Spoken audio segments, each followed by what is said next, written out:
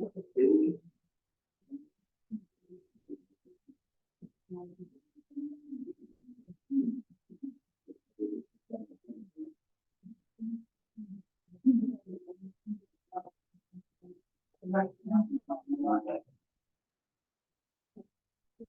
guys, how you doing? I see you, Trey. I see you, my man. What's up, big dog? How you doing? Doing well. You guys making me feel old when all of a sudden I've got my ex-players on here. I Yeah. am not that old. How you doing, brother? I see you. I see you with the Southeastern swag. Yeah, a little bit, a little bit. Yeah, doing pretty good, man. Good. What do you got going on? Um, right now it's just some summer ball stuff. I'm actually DCing at a high school out here in Louisiana now. So Yes. yeah. Yes, I knew you. I know you had gotten into coaching. Where are you at in Louisiana now? Out right outside of Hammond and Albany, Louisiana, like a 3A high school out here. Um, Trying to, teach the games to somebody, they hadn't had enough stability at their school, people that knew the game a little bit. So I took over teaching them. They came a long way this past year. I'd say that. That's awesome, man. So That's able to awesome. spread a little bit of I'm proud knowledge. of you. I'm Thank proud you. of I you. appreciate it. I can tell you you're excited about it and you get pride and passion in it. The other guys on the call, um, eh, obviously primarily an NFL coach, me in my career, but one of my brief college stops was Southeastern Louisiana University, just north of New Orleans, Hammond, on north side of Lake Pontchartrain, and Trey was a really good linebacker for us, and now is giving back in the coaching community and coaching some high school ball in Louisiana. That's awesome, my man. Yes, sir. Trying to give some of that knowledge I gained from you. That's awesome. Well, guys, thank you guys. Truly, thank you guys for joining us tonight. You know, I love doing this. I love giving back. You know, it's a funny way that this particular Zoom started, which is I've always like I'm like the antithesis of the Cold War football coach. Like there's so many clinics out there. There's so much coach to like nowadays, even at the and at the NFL level, like everybody can go get the all 22 film. Like there's only so many ways that you can line up 11 people versus 11 people, all right, and get it done, you know. And so the kind of Cold War mentality that I guess I know definitely in my upbringing in coaching in the NFL, kind of, you know, hey, keep everything in house, don't tell everybody. It's like turn the film on, you can see what they're doing. There's no secrets out there. And so I've always been big on giving back, giving my information out there, trying to help. And in this day and age, every once in a while I'll see like some of my playbook pages or some of my whatever out there on the Twitterverse or out there someplace, you know, stirring up a discussion, but I didn't post it out there, and I'll chime in and chirp in or whatever it'll be out around the town with the kids, and then the next thing you know, the conversation gets in depth, and I say, okay, hey, let's obviously this is something that interests people. Let's be efficient with it and hop on a Zoom or do something like that. But thank you guys again for joining us tonight. This keeps me energized. Just so you guys know where I'm at. Um, I grew up a coach's kid, so I lived it my entire life. Went straight from being an athlete and a player at Princeton, you know, straight to coaching in the NFL. Coached for 15 years, and then retired 3 years ago. My last season coaching was the COVID season, which was also right at the start of training camp that year. My second of my two children, which is my son, was born, and just kind of decided to kind of step away at the end of that season. Really, what I came up with was at the end of that season, kind of frustrated with some things, and just also wanted to be present with my family. For the first time in my life, took a step back, and actually asked myself, because I'd spent a life, you guys can kind of probably attest to this, I'd spent a life being purely dutiful. all right, which was either as an athlete, as a captain, as a coach, constantly thinking about the people, my younger siblings, right? Like I'm the oldest sibling, so always thinking about everybody else and not necessarily, hey, what would one make me happy, or what does make me happy, and then what's best for my family. And I kind of came up with my 4 W's in life, and those 4 W's were: what am I doing? Who's it with? Where am I at? And the ability to win. And that was eye-opening because nowhere in there did I say coaching football. And so I was like, let's go find those. And I kind of got to the point to where if I'm going to continue to coach, it's going to be on my terms for the first time in my life. Those terms may be like the rock star that only eats blue M&Ms, but I'd kind of gotten to that point to where I had some financial security. I was still young enough to go use my Princeton degree, if so be it, and take that card. And so what could I do? And so what I do nowadays is I still try to do a lot of coaching. Since I coach my daughter and son's t-ball, team, I coach their soccer team. But one of the big things I do now is I work in, and I have a big private wealth management firm here in Cleveland, called Lakefront Capital, under the umbrella of Northwestern Mutual. The president and founder of that firm is actually on the call here tonight, and it has become one of my closest friends. And he provided a 4W environment for me, that I had not, and was kind of on the hamster wheel trying to find that couldn't find. But he's got young kids, and so he's the defensive coordinator at Rayfield, which in the Cleveland community is kind of like the feeder system to St. Ed's and St. Ignatius, the big powerhouse high schools up here. So he coaches his kids and is a DC there. So I'm helping him with that as well too. And so that's what I do now.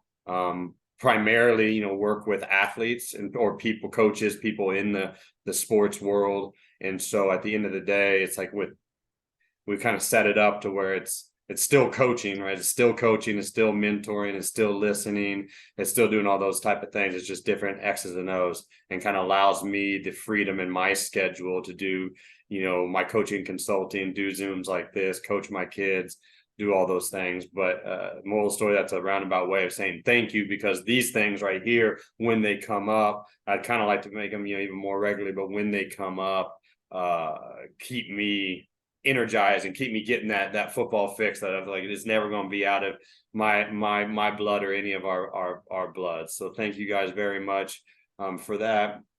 As we're going through tonight, like, please feel free. I mean, I'm pretty technologically savvy, but I'm not the most 100% on Zoom and all stuff like that. And so if you guys can figure out, I know some people like using the chat function. I don't even see it on the bottom of the screen right now, but I'm sure it's there somewhere. But like, just feel free to just take yourself off of mute.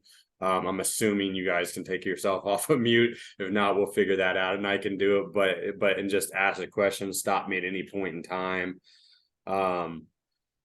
3, one of the things that I want to talk about right here in the beginning, before we even get into this, is like I'm a little different, at least a little different at the NFL level. I feel like it's not the level.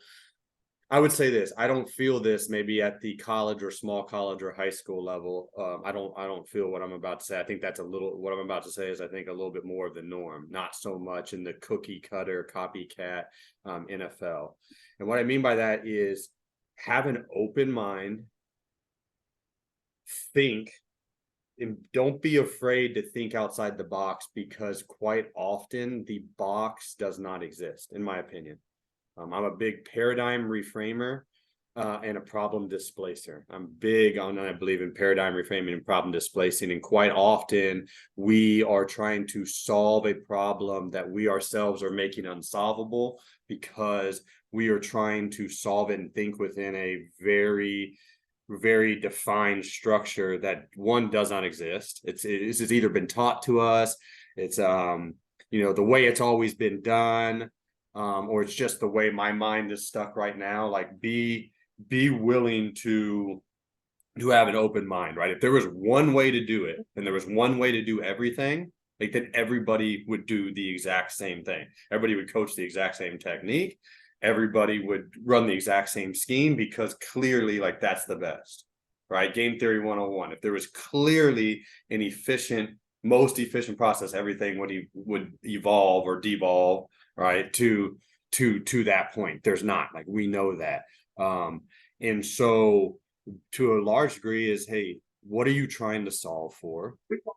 What are you going against?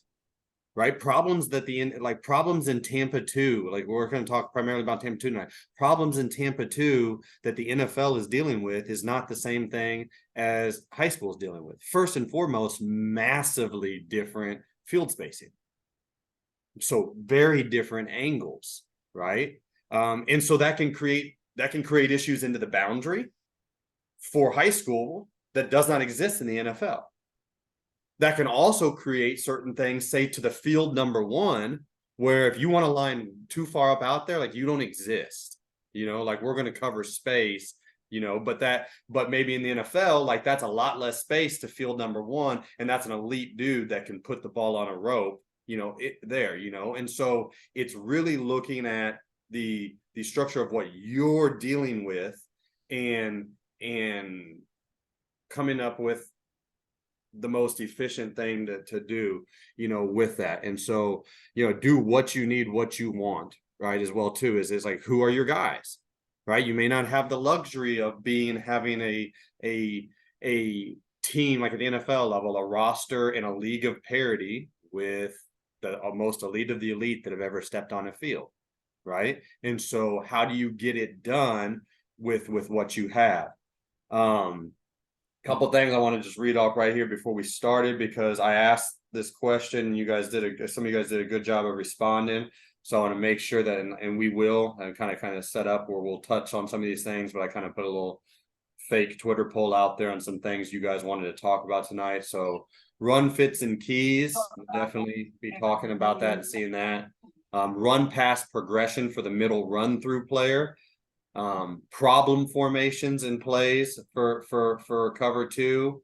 We wanted to talk about a field and boundary type disguises, some creepers and sims from cover two, and maybe some also like cover three complements or variants. JT, you're big on my screen right now, and so I can see you. What route combination or concepts gave you the biggest issues? What formations did you feel vulnerable against? Like we kind of already hit that right there. What did certain teams do that you felt played right into your hand? And what's your favorite stunt and blitz out of that coverage or Tampa 2? So we'll definitely be hitting on that stuff. Real quick, I want to share my screen and make sure everybody can see it. All right, can everybody see my screen? Yeah, thumbs up. Yep, all that stuff. So this is something I wrote a number of years ago. Actually, this is something I'm trying to think. I guess this is something I first wrote when I got my first coordinator job at 26 at the St. Louis Rams. Wrote this to kind of, okay, hey, put down my philosophy on building a defense as we go to each place and whatnot, and kind of just taking all those thoughts, all those things inside my head and putting it out there. Right. And so this is like an entire defense from ground zero when you come in, teaching it, the culture, the schemes, everything. And Tampa 2 has always been kind of the heart blood. Like we always have been, like we're off of, just so you know, like me, my father, like we're off of the Buddy Ryan tree, right? So it's a aggressive, multiple disguise, multiple pressure defense. But within that, Tampa 2, which wasn't really in the Buddy defense, Tampa 2 kind of became the core element, where like in every single package, every single defense, like multiple different ways to get that done. But moral story, I set this up and I wanted to go over this with you guys real quick. And I set it up and I built it as well too from, it's almost like this would be like a reverse pyramid. All right. Where like the stuff at the top is the absolutely most important, in my opinion. And then even within the sub points, the most important things and on down to the least important things. Because I think that's something very important for us as even coaches to talk about sometimes, is we have a lot that we try to get done, a lot that we try to teach. And at the end of the day, you are going to get what you emphasize, and you're going to get what you emphasize the most, right? And when you're sitting here trying to emphasize all the little intricacies of Tampa 2 and this technique and that technique, and getting frustrated with the kids and whatnot, and I believe 99% of people in life, not to digress, but 99% of all people in life are pleasers. We are pleasers, they are pleasers, your players want to please. There's about 1% of people out there that can't please themselves. Nobody can please, right? They're to a degree, at least in that time and place, true cancers. Like everybody's trying to help them, and you can't, and they don't want it, right? And you got to cut them out before they start pulling too many other people with them. But 99% are pleasers. So when you're not getting what you want, we as leaders need to step back and look at, like, what are we emphasizing?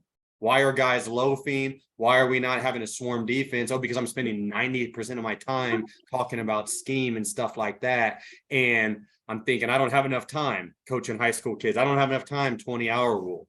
All right. Well, we need to prioritize our time. So I always look at this with me and my staff, as I always teach them, is look, the way this is structured too is when you try to, like, when certain things up top at the top of this list, we start to notice like they're falling off to the wayside, and we will start whacking shit off below this. We will start whacking scheme off. We will start whacking whatever off. But by God, that's going to get done. That's going to get prioritized and always kind of policed. And so the first thing is attitude. Right? I believe in truly confidence bordering on arrogance, swag, right? It's about us, not about them. It's a mentality. All right. It's a mentality. Like, we talk about all this stuff, but do you literally build it in as a lifeblood to your scheme, to your techniques, even, and whatnot? It's about us. It's not about them, to come get some bitch mentality. And like Trey's lived this. Like, Trey knows that I'm not messing around. Nasty defense, right, Trey? Like this, right? You, Micah, like Pop, those guys. It's like come across my space and see what happens. Like, Every day, I'm gonna be playing the vertical hook in Tampa 2 and dare you to throw that shallow cross, and come get some, right? And but that's first and foremost. Second, effort. Period. We can sit here and we could talk about every damn defense under the sun, and if it can be man to man, like man to man's not one-on-one. When the ball's thrown, what is everybody else doing? Everyone wants to sit there and talk about cover zero, whatever. Cover zero is no. I believe this wholeheartedly. If your players live and bleed by this type of philosophy, running cover zero every snap is less risky than running cover 2 or 8-man drop every snap, where everybody's loafing and standing with their thumb in their butts, and it's okay. It's like, it's thrown over there. That's not my space. He'll make that tackle, because it's not going to happen all the time, right? And then the lesser athletes you have, the more swarm you better have, because they are going to miss those tackles. They are going to miss those things in space, right? It should look like a pack of wild dogs. So you want fearless tackles, and what's it require? Superb conditioning. You can say you want this stuff, but do they have conditioning? Superb conditioning, appropriate conditioning. Are you guys playing coach Texas, coach in Louisiana and Texas against spread offensive leagues where you guys are playing 80 snaps, 90 snaps a game? Even if you're dominant, even if you're dominating, you're still playing 80, 90 snaps a game. You better have superb conditioning. You better have your back. Like, you better have some sort of 2-platoon football, right? Or something. Like, we did this. Trey's lived this. It's humid in southern Louisiana, right? And so, like, our backups would literally play, probably, like, even if everybody was healthy, at least probably 3 drives a game, right? Where it's like, hey, roll them in, sort of process. So you need that. Not being mentally overloaded. And so why aren't guys giving effort? Why aren't the guys giving the same effort in practice? Why all of a sudden is, like, I noticed this the very first time I coached in college, it was at a high academic private college, and I almost lost my shit the first week of school because I was like, what happened to what I had just seen for the last 3 weeks in training camp? Like, we look like we've never done anything before. And the other coaches that have been there for a while, I'd come straight from the, coaching in the NFL for a number of years, and they're needling me. They're like, bro, like, they're like, they just got their syllabus at or like organic chemistry, like they're like doing all this stuff. It's like they're in survival mode right now. Like, this happens every year, first week, but again, like that was something. They were being mentally overloaded from stuff off the field. The technique being right for the individual, everything appropriately surrounding formations. You can preach effort all you want, you can preach pursuit drills, but the way you're designing the defense and how it moves and how it's structured, if you're not appropriately surrounding the formations, ball's out on the edge and it's gone, and it's just an 11-man chase drill every single time. Right. So if you want it to be done right, make sure you're appropriately surrounding formations, appropriately coaching force, cap force, inside scrape, chase lands, all that stuff. And then it needs constant diligence, reinforcement, and attention by players and coaches. Technique. Hey, I'm big picture, right? At each position, like what has to happen and what can absolutely never happen. I'm always that way. Like, there's a lot of that can be done in between the two there, but what has to happen, what can never happen, and have your players be able to articulate that back to you. They can help you help them within that. Everybody learns differently. Everybody's got different abilities. You go down to C right there. Like, I'm a big ability, align, assign technique, right? You may have to, like, this corner may have to line a little bit further off. This corner may be able to line up a little tighter. This guy may be able to line up a little tighter or deeper and whatnot. Right. So within that, have some gray area and work with the kids and what has to happen, what can absolutely never happen, and be fast, explosive, and or violent with everything we teach. So that's not just a rah thing. Like, I believe I'm not me personally, I'm not a read and react and a hold the point in that sort of type coach. When all of a sudden you have a player that can't do that, but he has to go in and play. When all of a sudden you have a player that can't get it, but has to go in and play. When an offense is doing certain things that on that particular day is attacking that. It's all about time and space, and time and space is no longer at our advantage right now. But if we disrupt, in my opinion, we can, at the second and third level of the defense, especially, all right, we can play special teams, so to say, and make it work, because we're at least attacking and we're taking out paralysis by analysis. And it's got a little bit of more of a plug and play mentality. And then in scheme, appropriate ways to surround and adjust the formation, multiplicity through simplicity. Like, how can you appear to be multiple to the offense, but be relatively simple learning for the defense? For anybody out there like that are teachers, and I'm sure a lot of you guys are. I'm not trying to be derogatory, but there's a lot of fraudulent coaching that goes on at the NFL level, frankly, and there's a lot of guys at the NFL level that absolutely could not survive at the small college and high school level, because they can only coach one way and they can only coach the best of the best of the best. But they have a lot of them have struggled even coaching a player that's going to switch a position. Well, let alone why? Because you can't teach a person that's never gotten in a stance before, never played the sport before. Hey, good luck. Like, good luck coaching at those lower levels when you are coaching somebody who's never gotten a stance before, never played the position before, never played the sport before, right? Like, you have to know it at a true fundamental level and expert level, and be able to build it up through that process. So I'm big on like concept learning, concept teaching. And then how can you also, with like specialized packages and roles, like how can you get more done? So what I mean by that is, like, instead of just creating unnecessary unnecessary complications in every single what if of every single scheme.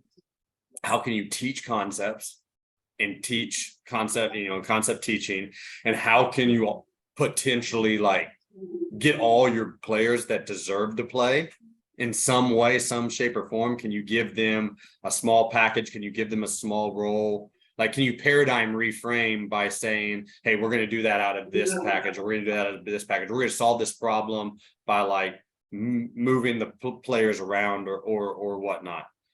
Do what you can actually do. Like, that's great. We're going to have the Zoom right here. It's going to be a lot of theory and whatnot. Like, can you actually do that? Can your guys actually do that? Can these guys this year actually do that? Can these guys that we have to play with this week because of injuries actually do that? Like, do what you can actually do. It's not a coaching clinic out there. Do the most what we do the best. And that changes from year to year. Not what you know or not what you like or whatever, but do the most what we do the best.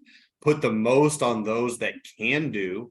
They can take it and deserve it. And that's individuals and position groups. And that is changes from year to year, team to team, with me, that whole thing.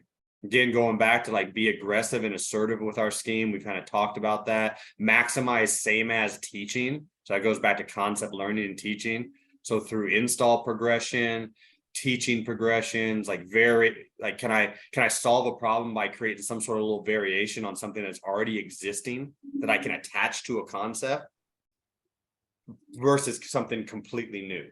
And you'll see that big within our Tampa 2. Like, our Tampa 2 is going to hit all of these as we're talking about it, because we play every rotation of coverage you could ever imagine, every stunt, every sim pressure out of it. And like, how we do it is like, at the end of the day, we teach fundamental Tampa 2 from the get-go. And now everything else is either tagged or some sort of like synonym or whatever within that. But now what it is okay, what's the difference between this one and this one? Well, you're doing what he was doing and you're doing what he was doing. The other 9 of you, it's same as. And so you got to teach the guys same as learning. Every guy at their position has to be able to have categorical learning, categorical files of, hey, all of these are the exact same for me. And what I have listed under that for me, for my position on what's all same as, is not going to be the same for this other position over here. But all of us, where it's like, we got the multiplicity of all this stuff, but it's like, man, I'm looking at it like, how much are you asking every single individual position to do? Like, how multiple can you be? Like, that's what I'm always looking at, is how multiple can we be without, but then at every single position group, we're only asking them to do 2, maybe 3 different things. But we've got 100, 200 different schemes and variations and blah, blah, blah, and whatnot. And that's a big thing. What are the cornerstone base fronts coverages of your defense? What's your live to see another play / chaos check? For us, that's Tampa 2, but that's Tokyo. Like, that's our check. That's our, I've called 0 because that's what I want. And there's 10 MFers on the field somehow, some way, right? I've called man to man, and the Mike linebacker is setting things. He's called things. Everybody's alerted things the right way. And he's out of the corner of his eye, corner of his ears, like looking over there, and somebody's uncovered, or there's all this like confusion. Or, hey, they're in this bunch stack, and are we going to play it this way? Are we going to play it this way? Are we going to play it this way? And he has the field general aspect of like, this is a cluster right now. So Tokyo, like F it, like, and we can all, and so there's drills that we do for that. There's those things we try to simulate, those sort of things, and walk through, like design the most messed up formation, whatever, sort of thing.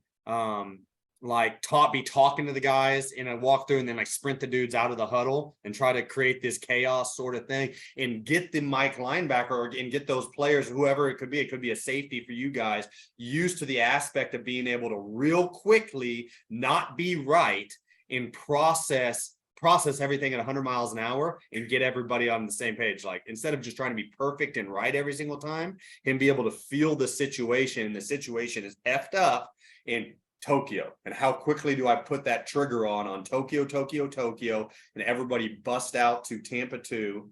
All right. And everything's going to, nothing cheap, nothing deep, nothing's going to get outside of us. Everything's going to be funneled inside and underneath.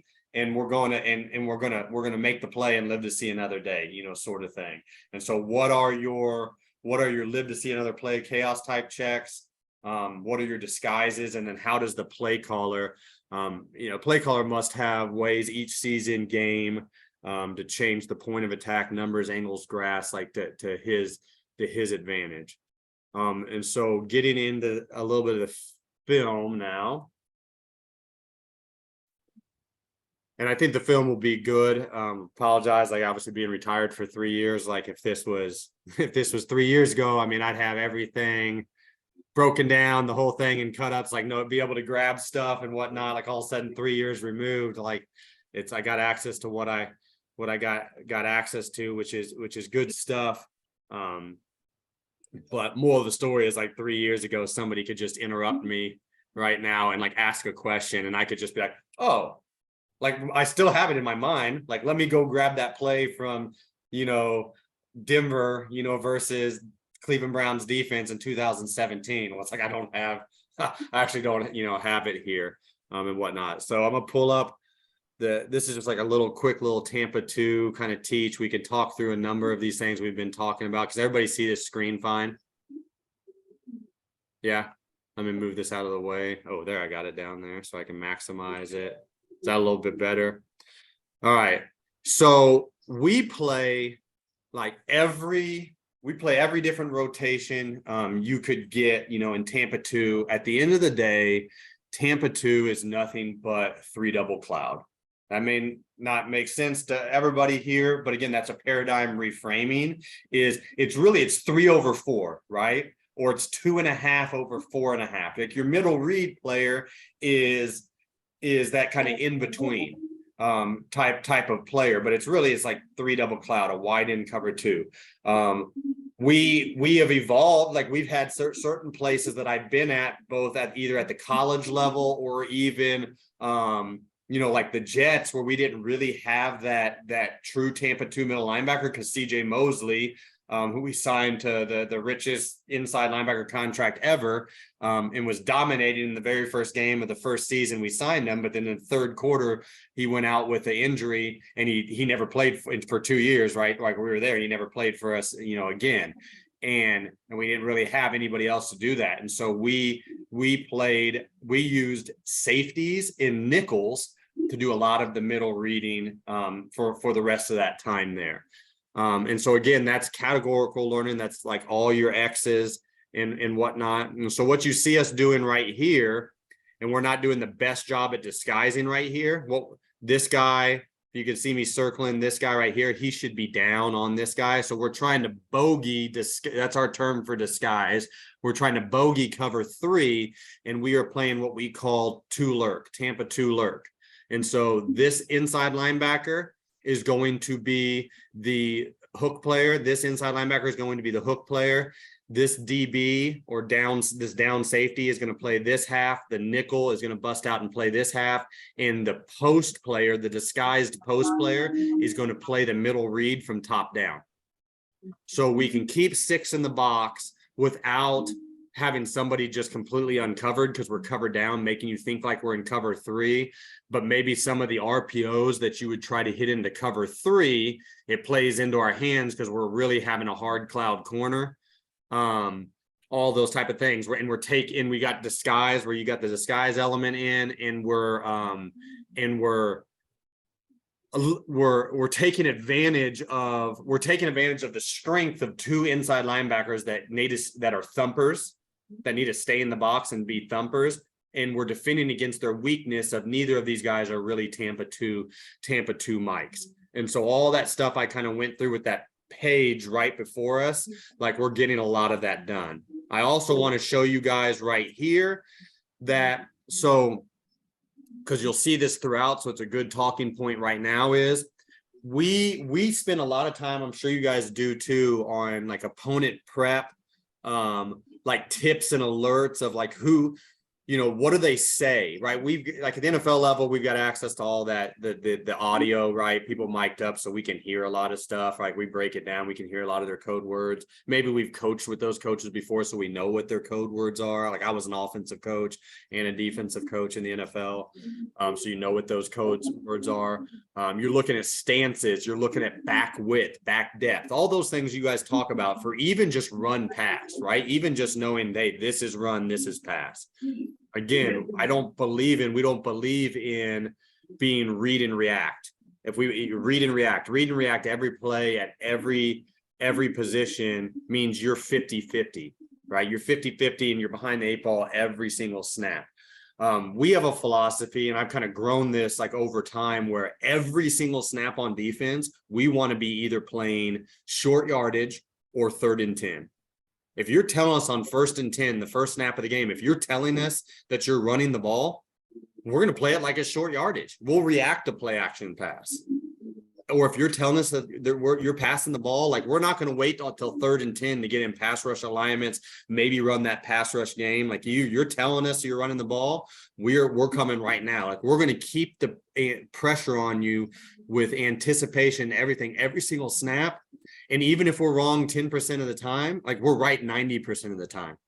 And we just got access to a whole more litany, a whole more amount of plays across a game, maybe 50 plays, 60 plays across a game that aren't 3rd and 1 or aren't 3rd and 10, right? And we, those are very few and far between. You may only get 8, 9, 10, whatever those snaps a game or even less. Where we're trying to make every single snap that way. So what you see this guy doing right here, this defensive end right here, so he's pointing to the sky and he's yelling bird, bird, bird to everybody. Now this is 1st and 10 in the first quarter of this game, right? But he knows it's pass and he's telling everybody that it's pass. And then he gets down in his pass rush mode and like, we're going, and everybody knows it's pass.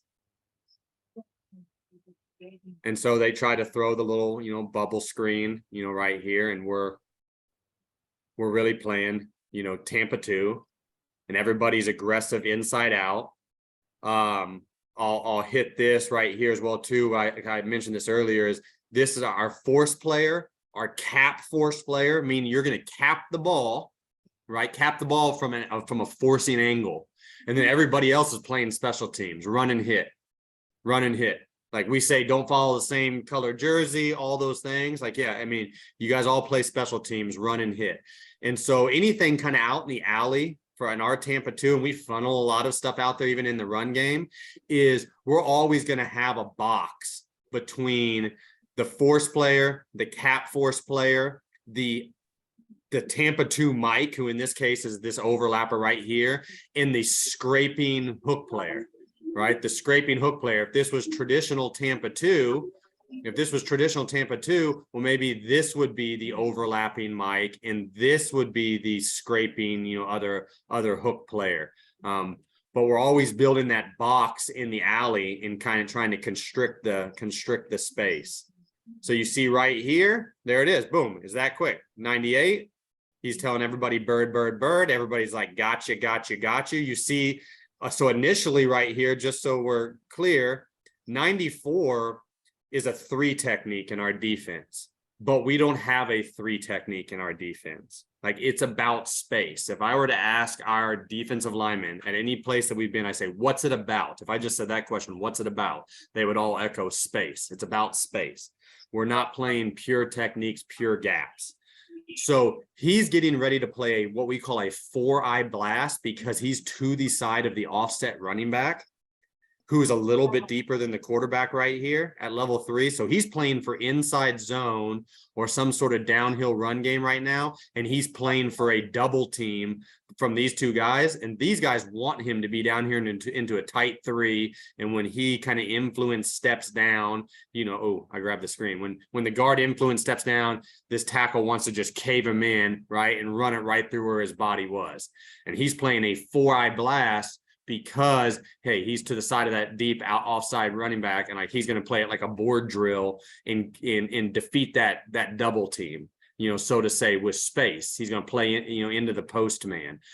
But what he hears is bird, bird, bird, bird, bird. And you see now he's getting into a pass rush mode, pass rush alignment. He's getting ready to rush the guard.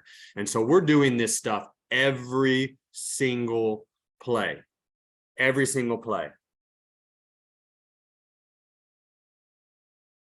Run and hit. We do this as well too, right? Like we can sit here and talk about Tampa 2 all night long. And what I would urge you to do, even more so, and to have more pride on, like we do.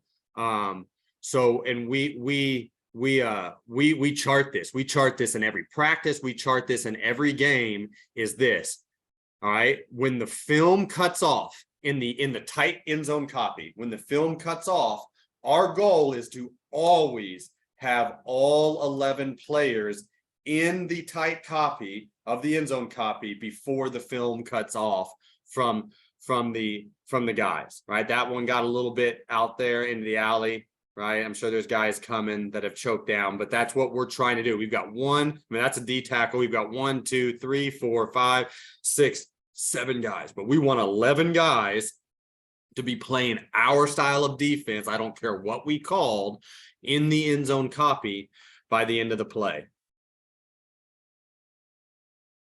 So let's go on side topic right here. But touching on, okay, so a couple people ask about problem formations in Tampa 2. Problem formations Tampa 2.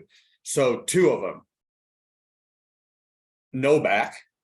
And so we see no back right here, empty, whatever you want to call it. All right. No back. We, just so you guys know, you guys may want to use this in your background. When I coached offense, all of this was empty, right? Any of you guys that have coached offense before, like there would be some name for this shift, like jump, meaning like running backs jumping, like jump to empty left or something like that. Defensively, we consider empty and we consider no back 2 different things. What no back is if you align or mass shift to no back. Empty is if you empty the backfield via a one-man motion. And so the reason and some of you guys are probably following along, can already guess the reason we clarify the difference is because one we can check to and one we have to adjust to, right? Like one-man motion, the offense can snap the ball whenever they want, right? If they just line up in no back to start with, we can, clearly check. Or if they mass shift, they shift 2 guys out of the backfield, right? They've got to both get reset for a multiple count, right? We've got enough time to check the defense, right? So we're in whatnot. I'm not saying you can't check the defense in a motion to empty. It's just, I always say as well too, just because you can doesn't mean you should. Right? Are you putting too much complexity on there? Right? They could just accelerate the motion. That's why Mike Martz and the whole, greatest show on turf, Mike Martz coached it so hard where you better be sprinting as fast as you can possibly sprint from one location to the other location when you're going in motion. All right. And so with that case, no, you probably can't, you got to adjust. All right. But no back is one of the first and foremost. Why? Because really you have 4 guys in the under coverage. You have 4 guys in the under coverage and you're outside leverage defense, right? So your 4 guys are wide. And so you have a hole in the middle of the field with, say, like number 3 running to the middle of the field. Like if this is the Tampa 2 Mike and he's running out of there and say everybody sits, he just runs a fast looky slant through the middle of the field and catches it on the run. They turning him into like a kick returner. Like he's splitting the defense and he's gone. So you have 2 options. And we've always said you have 2 options. One, you got to either check the coverage, which is drop 8. And so that's like what we would do. We would drop either an outside linebacker or a D tackle to that side, to the side of number 3 to be the 3 hook, middle hook dropper and get basically 8-man drop Tampa 2. Or you got to check the coverage. You could check it to cover 3. You could check it to 3 cloud, which really becomes kind of like quarter halves to a no back alignment, but something where you can account for 5 out immediately in the progression, flooding the under coverage. You could check the man, whatever you wanted to do, but you got to realize there's an issue there, and you either got to check the rush, somebody out of the rush, or you got to check the coverage. This particular snap, I believe, is a simulated pressure. And so the other option is make them throw hot, like defend from inside out and make them throw hot. And so when we first like started doing sim pressure Tampa 2s, what we did was we still like, hey, you came out no back. We would still say like do our basic check of checking the 8-man drop. Well, that would get just one, that would a lot of times get screwed up. Two, I believe in this, like you're giving, they're going to, they can't, if a team can't handle your sim pressures in one back protection, and now all of a sudden they start just going to no back every single snap, like that should tell you something right there. And we're playing into their hands if all of a sudden we check out of the pressure that they can't handle because they're going to no back. They're getting what they want. They're going to that because they know they're spacing you out. They know they're getting you to check. They're getting you what they want. Can you instead leave the sim pressure on and make them throw hot? Like so, and defend from inside out. And so now time and space, that quarterback's going to get sacked or have to throw the ball because it's attacking the no back protection like it's pressure, so to say. And so that's what you're seeing we're doing right here. Again, this is another rotation. You're not seeing traditional. This is traditional Tampa 2 with the middle linebacker running the middle of the field. This guy is dead wrong right now. All right, he's supposed to be standing. I don't know what he's thinking, but he's supposed to be standing in the middle of the post, really on this hash, because we're making it look like we're in some version of, again, cover 3, and we're playing what we call 2 roll. So the free safety is going over the weak or the boundary half. The strong side or field side corner is rotating back and playing the half on that side. The nickel is buzzing out to play the flat. All right. And then we've got some sort of vertical hook player that side, some sort of vertical hook player this side, and a middle reader. Because this is sim pressure, right? The will linebacker is blitzing as the 4th rusher. The defensive end is really dropping out as this, and the down safety is playing as this vertical hooker. All right. So it's same as teaching. You can see we're defending the issue of like number 3 fast to the middle of the field. Right, because of that window, quarterbacks hopefully would either be sacked or have to be off the spot like he is. We didn't play it great right here. Go to the end zone copy, but at least this gives us a lot of discussion and talking about problem formations and the theory within it of how to either 8-man drop it, check the coverage to something that can play 5 out in the under coverage, or make them throw hot, like beat hot protection with a hot. The will right here is the 3 technique, and he really shouldn't have made that decision. He tipped the blitz pre-snap, and that particular player, good young man, but he was like probably one of the most paralysis by analysis people I've ever been around. No matter how much we tried to like get him out of that. So like I remember this play and plays like this, like he tipped it. They knew they were coming. He pointed him out and so he's like, I don't know what to do now. And made the wrong decision right there where he's supposed to be the 3 technique occupying that spot. Here's another example right here where we are playing, I believe we're probably playing 2 lurk. So they're in 20 personnel right now. But again, we're trying to show that we're in cover 3, some sort of down safety, bandit type defense, 4-2-5. And really this guy in the post is really our middle read Tampa 2 linebacker playing from top down. Nickels going to this half, boundary safeties going to that half. So this is a good example right here talking about, so somebody that asked, I think it was you, Coach Nick Hill, if you're on this, about just like run fits, run keys. So when we play Tampa 2, we play 9-man spacing. We played 9-man spacing. We play a 9-man box, not an 8-man box. So our corners are aggressively in the run front. Our corners, especially as we already told you guys that we're doing the bird rabbit, bird code for pass, rabbit code for run, every single snap. And so that our corners should be hearing that as well too. But like base fundamental rules, their eyes are on in man on the line of scrimmage. All right. Or in this case, because there's this guy's the in man on the line of scrimmage, or the rules we teach, it's like through number 2.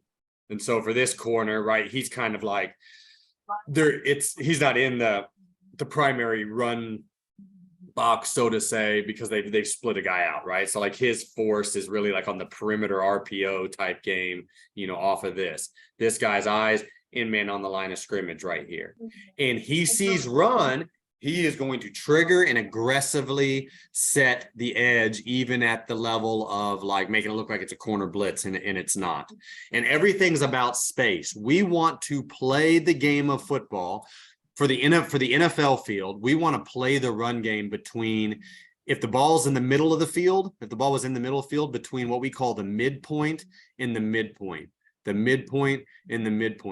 so on the NFL hash, like the NFL field, right, that's a 9-yard window between the inside edge of the numbers and the outside edge of the hash. So the midpoint would be 4.5 yards, right? You got about 6 2/3 yards right here. Plus 2-foot hashes. But at the end of the day, so we're going to play a 53 1/3 yard wide field. But the way we coach and teach everything, and it's about space, in all of our defenses, but especially Tampa 2 in the run game, is we want to play on a 23-yard wide field or tighter. Balls on the hash, we're going to play it between the midpoint and the numbers, the boundary numbers right here. Same thing, that compression of space and playing 9-man spacing. And so that's what you see the corner doing right here, coming down, triggering, being in the run front. And so what that allows us to do is, when we say it's about space, is we are our vertical hook players, right? Our hook players, like these two guys right here, because the Mike is really the free safety that you can't see right there. They are aggressive spill players. Now, again, we talked about be open-minded, paradigm reframe. I teach them this all the time. Like they are blocking us. We are not blocking them. So what happens a lot of times, right? Let me say that one more time. Let me slow down and say it one more time. They are blocking us. We are not blocking them. So we know you get a lot of influence type blocks in football. Like you get outside zone or wide angles because you're trying to get inside linebackers or whatever to chase. I don't know how much you guys see a fullback in the backfield, anymore, but it's still a standard old, NFL offense to run lead ISO at the bubble, but whether you're running it as an inside zone or an outside zone play, like when you're running ISO at the bubble, like there's not much difference between inside zone, outside zone. We know, like there's a little difference in the track, but a lot of guys, especially in the West Coast offense, will teach this fullback to influence and like run wide, to get this will to run wide with him, right? Because they're saying like, we're tracking him. And all of a sudden now, like I'm getting you to block yourself. And we say, hey, it's about space. This guy, like the point of attack guy, I am downhill. I am going to take inside daylight. So we're on a spill track. We're not necessarily chasing a guy off of our track. We're going to spill on our track. If that makes sense. It's about space. It's a 9-man spacing. So if you guys can wrap your mind around this as we're watching it's okay from a pure spacing standpoint, like say for the will 54 and 95 to be in the same gap, so to say, or the space of the same gaps, because we have redundancy, right? We have 9-man spacing. That's better than him, say, like chasing and going in, like trying to almost like leverage the play. And now all of a sudden some weird inside daylight or space opening up and we get gashed up inside. We're only going to feel it as 9-man spacing if we can absolutely annihilate and disrupt and destroy the space of the A and B gaps. It can absolutely not hit in the original space of the A and B gaps. If it does, you will feel it as a 7-man box. You will feel it as a defense, as a light box. So somehow, some way, with your violent track players, spill players, stunting the front, cutting up the front. You cannot let it hit in the original space of the A's and B's. If you do that, then the way we play everything else, it becomes double redundant. And so keys, I know Nick Hill asked that, some of you guys asked that. So the linebackers, we're reading half triangles. Again, like I said, you guys probably, just like we do, probably play more and more and more one back spread offense, where like your triangle is really just keying your gap, like the two adjacent offensive linemen in your gap. Right now, like obviously with two back football, you don't know where that insert's going to be. It's, you don't know where that extra gap's going to be created, right? And so we're reading a half triangle from guard to center to near back, from guard to center to near back. All right, but I am playing downhill spill at the point of attack, downhill spill on my track. The middle read player is a gap-free player. He never has a gap. Right, so he's an overlap player, a gap-free player that's really playing like we call like Pop Warner free safety, meaning like those cover 3 teams that you see playing the safety at 10, 12, whatever it is, yards deep and running the alley. Well, that's like the same thing that we're doing with the overlap player, even if he's a Mike linebacker. That's why you see like the Tampa 2 Mike linebacker get a little bit deeper and bubble a little bit deeper than the other, outside linebackers. And then the backside guy is scraping. And so you see that's what we have right here. 54 is downhill. And he is trying to completely annihilate and take that space. Take that space right here. Like 46 could run through. Like I'd love for him to just run through and just backdoor it right now, because again, like, he's wide open. Right. We see that, right? He's kind of, I don't know what he's seeing. I'm assuming I would assume, and just knowing him, he's not trusting the rabbit call, and he's thinking this may be play action pass right here. And so he's getting ready to, I want to see it handed off, but he should be able to backdoor this right now. He's spilling that space. Here comes our double redundant, force player right here. And here comes into the screen, the overlapping, gap free Mike.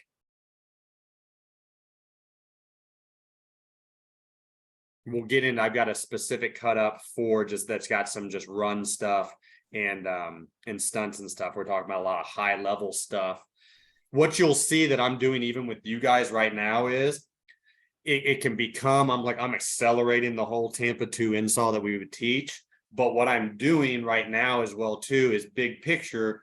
I'm concept teaching. I'm teaching as much of the big concepts as I can now. And then as we get into more and more of these clips, it becomes same as. See, this is the same as that one. This is the same discussion that we just had in length now, but it's XYZ. All right. What we have right here is another form of Tampa 2, disguised Tampa 2. This is a 1st and 10, but it's a 2-minute drill. Right, it's 1st and 10, but it's a 2-minute drill. We know it's 2-minute, the whole thing, right? So we know like not every situation's built the same. They're behind, it's 2-minute drill. We know they have to pass the ball. What we're trying to do right now is get into an all up. We call this Frisco, but it's in Frisco as a bogey is we are trying to show everybody mugged up in the line of scrimmage. The two, so it's a double A gap mug defense, and then the DBs are trying to show press man. The DBs are trying to show press man. And what we called this one, I believe, is Frisco 2 roll. Frisco 2 roll. So 2 roll, post safety is going to roll over the weak side or the boundary side half. Strong side or field side corner is going to go to that half. Nickel is going to bust out and buzz the flat. And the middle linebacker is going to run the middle read. Right there. I think this is the middle linebacker, actually. Yeah, this is the middle linebacker right here. So this guy is going to bust out here and play that hook, replace the nickel. This DB that's up like he's playing press man on the tight end is going to play this vertical hook, and that linebacker is going to run out to the half. Right. And obviously we've got every pressure out of this. We've got it's not good enough to just line up like this and never bring anybody. Like we're going to bring these two linebackers and play man to man. We're going to bring, stunt this three technique and make this linebacker hezzy drop out like he's dropping out, like he does a lot, and then actually loop blitz behind them and bring this guy right here, bring four to a side on fire zone, right? Like we're going to do all those things out of this package and look, and we're not going to just practice them. We're actually going to do them and run them and against people and blow it up. Like they have to fear the disguise. It's not a disguise if we don't ever play what we're disguising, right? Like we know that. So we could be a little bit better with holding our disguise and trigger right here. There's a lot of hard counts, a lot of hand flashes right here. So we kind of get out a little bit early, as you can see. But there it is. We're playing Frisco or double A mug to roll in pass rush games on both sides.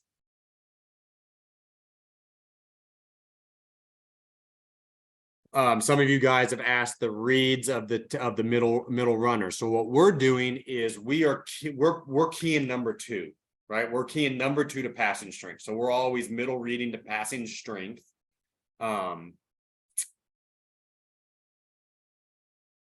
It could be different for you guys. That's where my pause is. What I mean by that is like if you're going to play field and boundary, you got to make the decision. If they're going to line up FIB, right, formation in the boundary, and put their slot wide receiver into the boundary, are you going to middle read into the boundary and play some of those weird spaces, or are you always going to middle read to the field to where you line your star, nickel, whatever you want to call them? Like that's up to you guys, right? We don't get very much FIB in the NFL. And even when the ball's on the hash, it's basically where it is in the middle of the field at the high school level, and damn near middle of the field ish, at the college level. Like, right, for you guys that may or may not know, like the hashes in the NFL are on the NFL goalpost, right? So that's how tight the hashes are, right, in the NFL. Right. So the ball is damn near always in the middle of the field. So we're reading number 2 to passing strength. And even if there's a 3-man side, like 3 to a side, we're reading number 2 to passing strength and really the 2-3 combination. And we are staying high on number 2. So as long as we have vertical release, we are going to stay high. When I no longer have vertical threat, I'm going to shut it down. That's where I said earlier, hey, it's 3 double cloud, or it's really like a 2-1-4, maybe, if you're not getting verticals up the seams, right? And that guy becomes a high lurk player. He becomes a high lurk player, right? Or with our real lurk defense, that guy's a post safety, right? In Tampa 2, coming from top down to the same space. This guy's coming from the line of scrimmage back to play the same space, but now he's going to key up and read the intentions of the quarterback. Yeah, on certain weeks, like we know that, like, hey, when they do this XYZ combination, what I mean by that is like, hey, this guy sits down. Is this team a big team that runs like the basic dig, in behind him? And so like we'll have some anticipation things there where we're trying to use in our athletic mics like Joe Schobert, Jonathan Vilma, London Fletcher, right? Like we're trying to use those guys to go get balls, right? Or even our DBs that we're allowing to be the guy. So, hey, may know this particular week, hey, when this guy number 2 sits down, like we're looking to initially go steal the dig. We know on this particular, another team, hey, when that guy sits down, the most likely scenario is you're getting some sort of a bend or a seam or dig or something here on the backside. So that guy will be actually getting ready to like flip his hips and go steal something that way. So he's still shutting it down and kind of lurking and keying off the quarterback, but we're gonna, if it makes sense, like we're a spot drop team in Tampa 2, but like we'll bastardize some pattern read anticipation there from especially like week to week if it's there, or formation to formation if it's there. Like if there's something we can hang our hat on, then like we're gonna do that.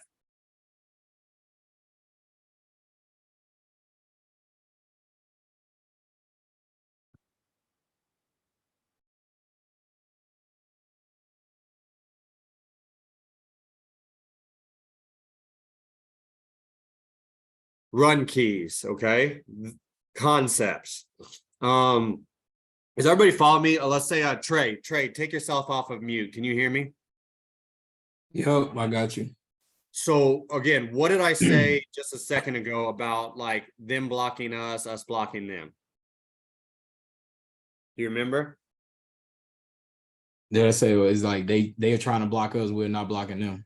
Exactly. They're blocking us. We're not blocking them. We have specific places that we tell our guys to put their eyes. I have designed that around my past coaching offense, not necessarily around my time coaching defense and what was taught to me. Mhm. So we play on tracks and we put our eyes where they're supposed to be put, and and I'm trying to speed guys up and simplify their world.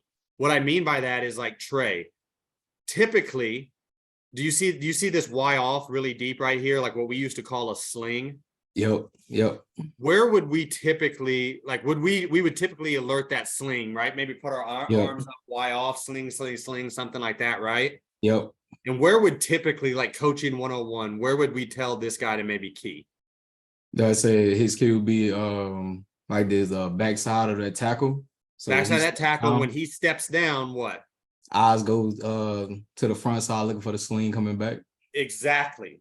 And so this is where I gravitated towards on this. And this is just one little bitty scheme that I can show you guys on this is, again, we're gonna aim our gun. I'm gonna get him properly aimed on his track, but he's not gonna key somebody and necessarily like deviate off his track and go chase that guy. He's gonna key what he needs to key. So for to be able to play fast and to slow down all of this eye candy go or speed up, or so to say, like white noise, all of that eye candy. So he, as a force player, both of these two guys are playing 45 degrees relative to the line of scrimmage, keying through the in man on the line of scrimmage, and they're keying through I say in man on the line of scrimmage, keying through the outside foot of the in man on the line of scrimmage and their aiming point and where their eyes are is 1 yard deeper than the butt of the quarterback when the quarterback's under center. 1 yard's deep behind the butt of the quarterback when the quarterback's under center. I am going to aggressively attack on that track 45 degrees. If you step down, like I'm gonna be already attacking. If you're supposed to block me, you still hear me, Trey? If you're supposed to block me, you're gonna come block me wherever I'm at, right? Yep.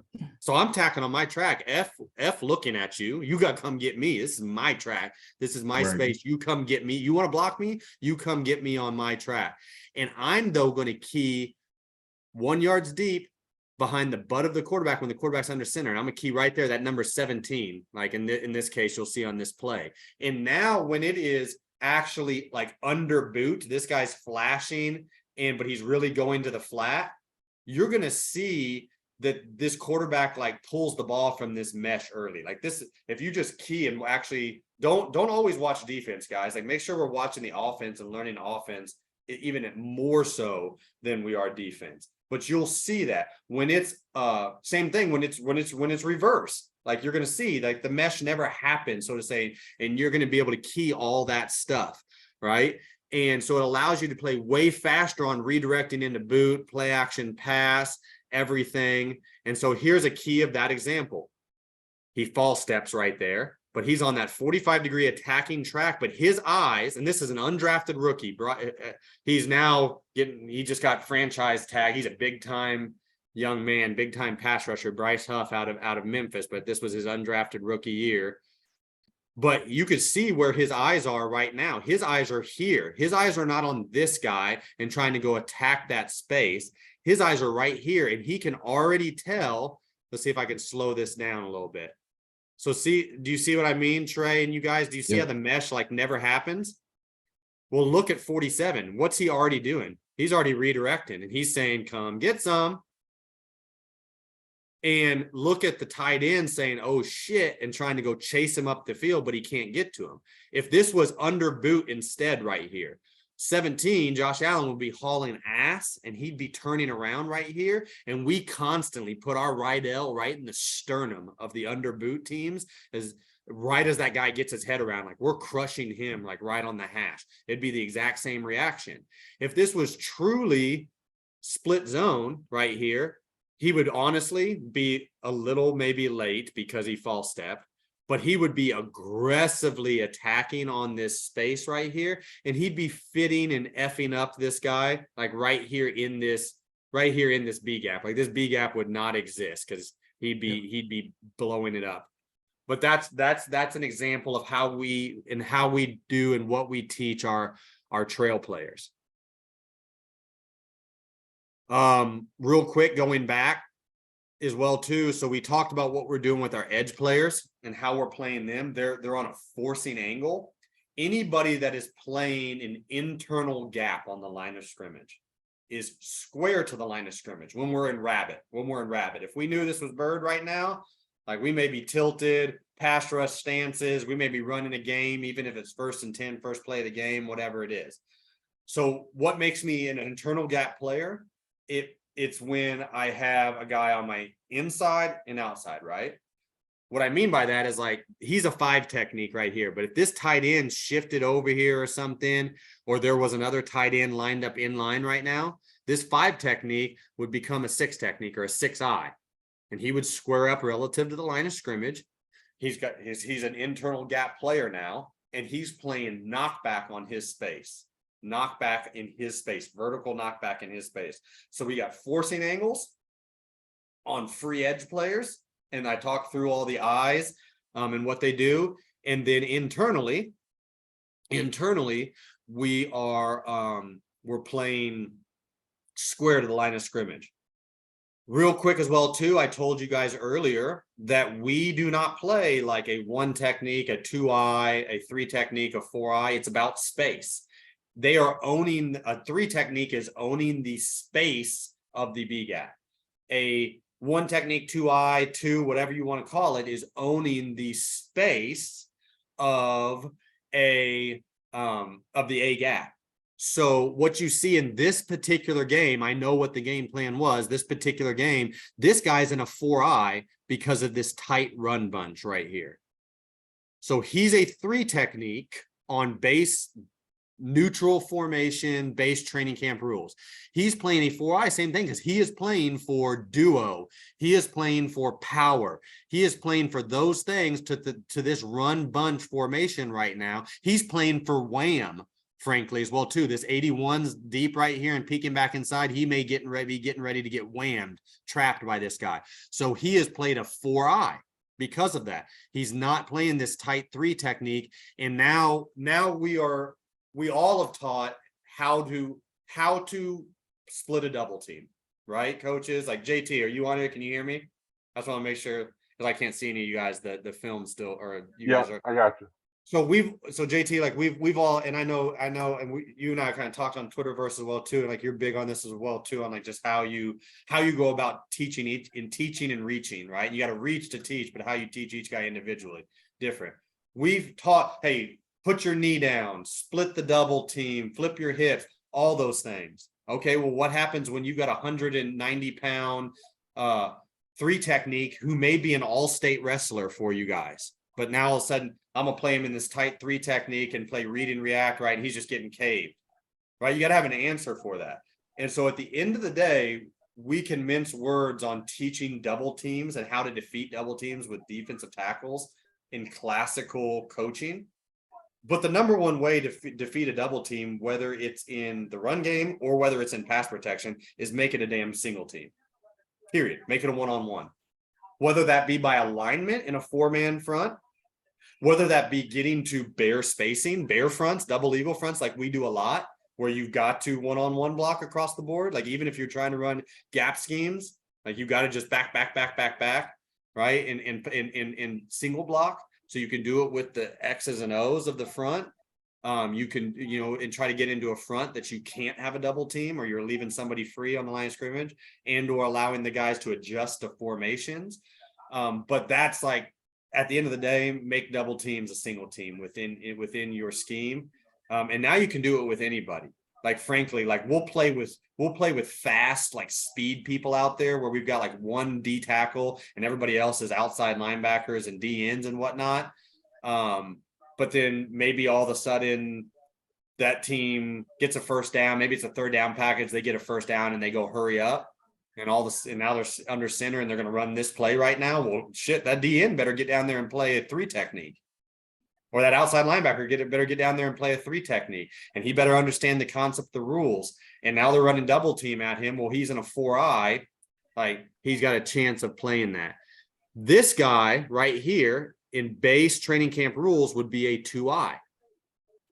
Or really, he would be a 1 technique. He'd be a 1 technique because when 1 tilts, we all tilt. So this would be a 3 and a 2-eye. Oh, but no, it's a tilted formation. Hey, I go to a 4-eye and I yell taco taco, and this guy comes down and plays 1-1-1. 1-1-1. Taco stands for tackling company. So it's like, hey, one moves, we all move. I'm going to the tackle and the whole rest of the company come with me. The 3 technique is widening out to a 4-eye, come with me. This is a division opponent. We play them all the time. The reason this guy's in a thick 2 is because this Y off and deep.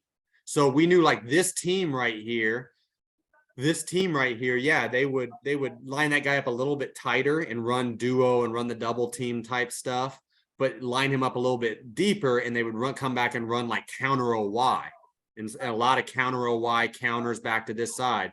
So we didn't want this guy down here in a 1 technique and just base taco and then maybe make we could sit there and say, hey, is he a little deeper? Is he tighter? That should be your tell. But what if they're going fast, all that stuff, right? So like the tilt rules for that game was, hey, you tilt to the tilt on front side, but you play it neutral on the backside.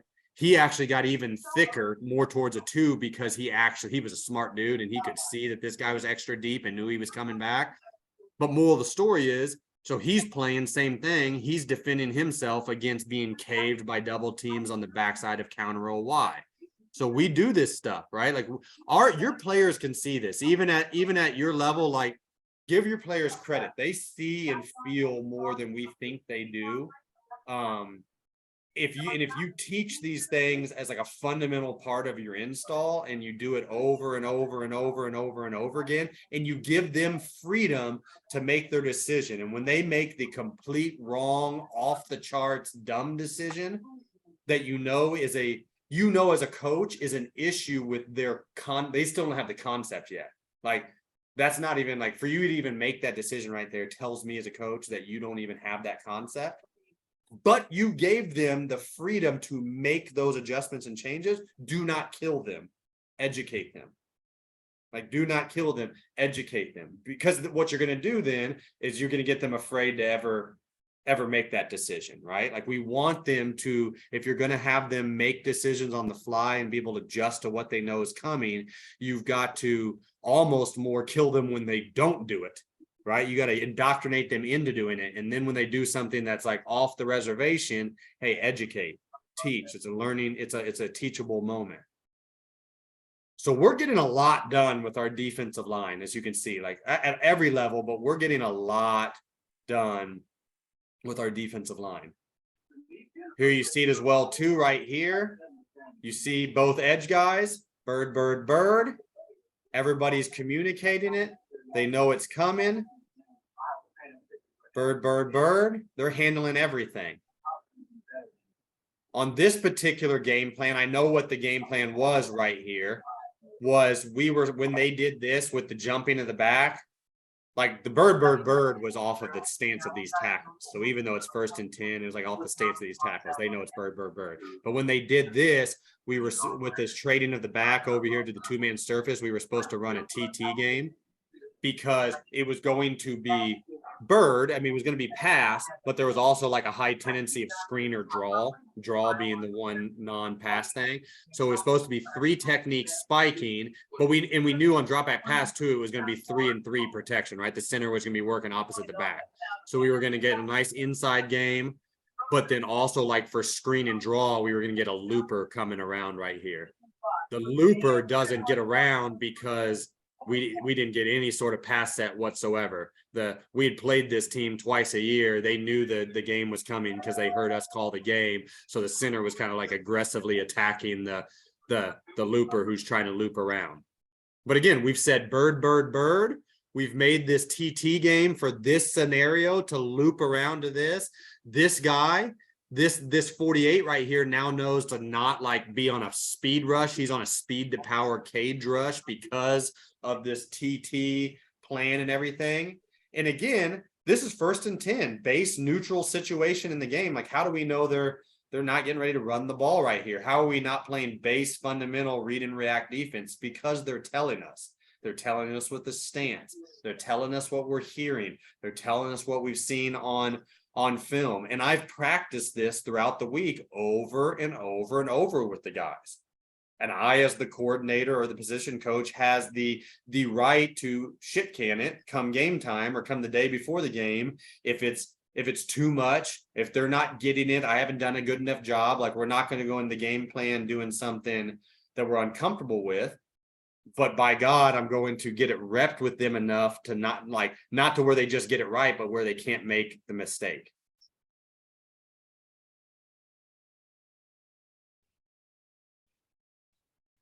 I think maybe this is getting into, okay.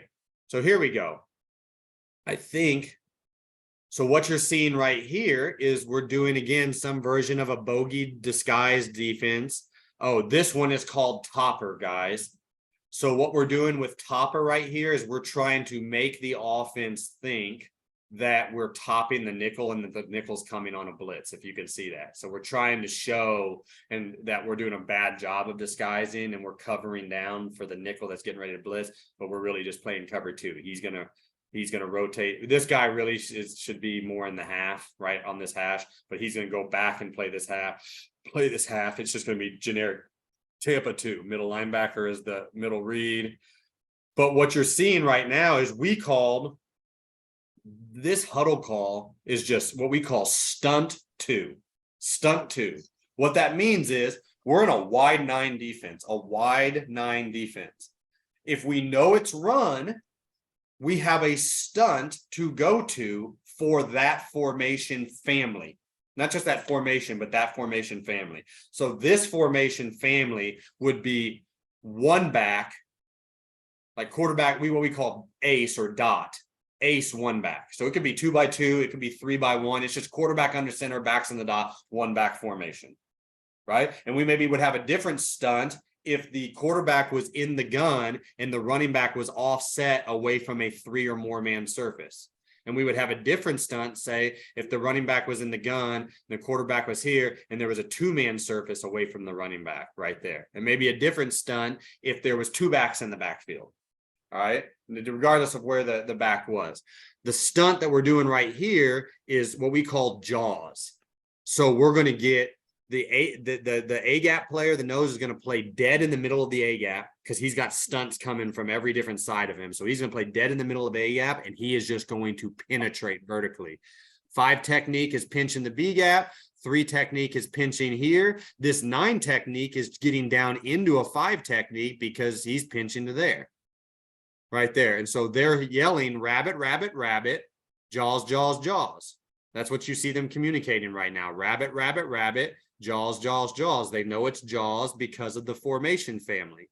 Again, we're not going to have, say, why this? Okay, if we stayed just in our wide 9 defense or our over defense, our wide 9 defense or our over defense, that A gap right there would not be playing by the Mike linebacker because the Mike linebacker is the middle read player. There's a number 2 speed at number 2 out here that he's got to run through. What if it was play action pass with number 2 up the seam? He can't play the A gap and play on top of number 2. So that A gap would be this nickel who's slot adjusted right there.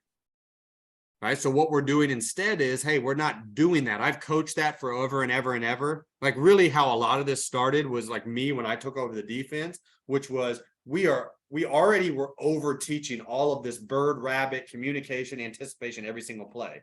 And our players would know that it's run. The nickel would know that it's run, but then he wouldn't be able to say, get to his A gap. And it's just like, and we would have these stunts in our base package, but we would say like, hey, only call it when we want to call it, or this or that or the other. And we're like, hey, why don't we we're already doing all this every play. Just give them Just give them all those tools to access at any time they want to, and just let us rep it every day, all day throughout the season, and handle some of these dilemmas. And so that's what we're doing right here. So it's jaws, jaws, jaws. Remember what I said earlier is we absolutely cannot let the ball hit in the A and B gaps. Remember what I said earlier is we are downhill on a downhill tight track. So like 54 right now is not chasing that puller. He's not chasing that puller. He's not trying to get too wide and open up that space that we can see that guy nodding to right there. What we didn't, what is not doing good for anybody that can remember, different than we saw earlier, is this corner.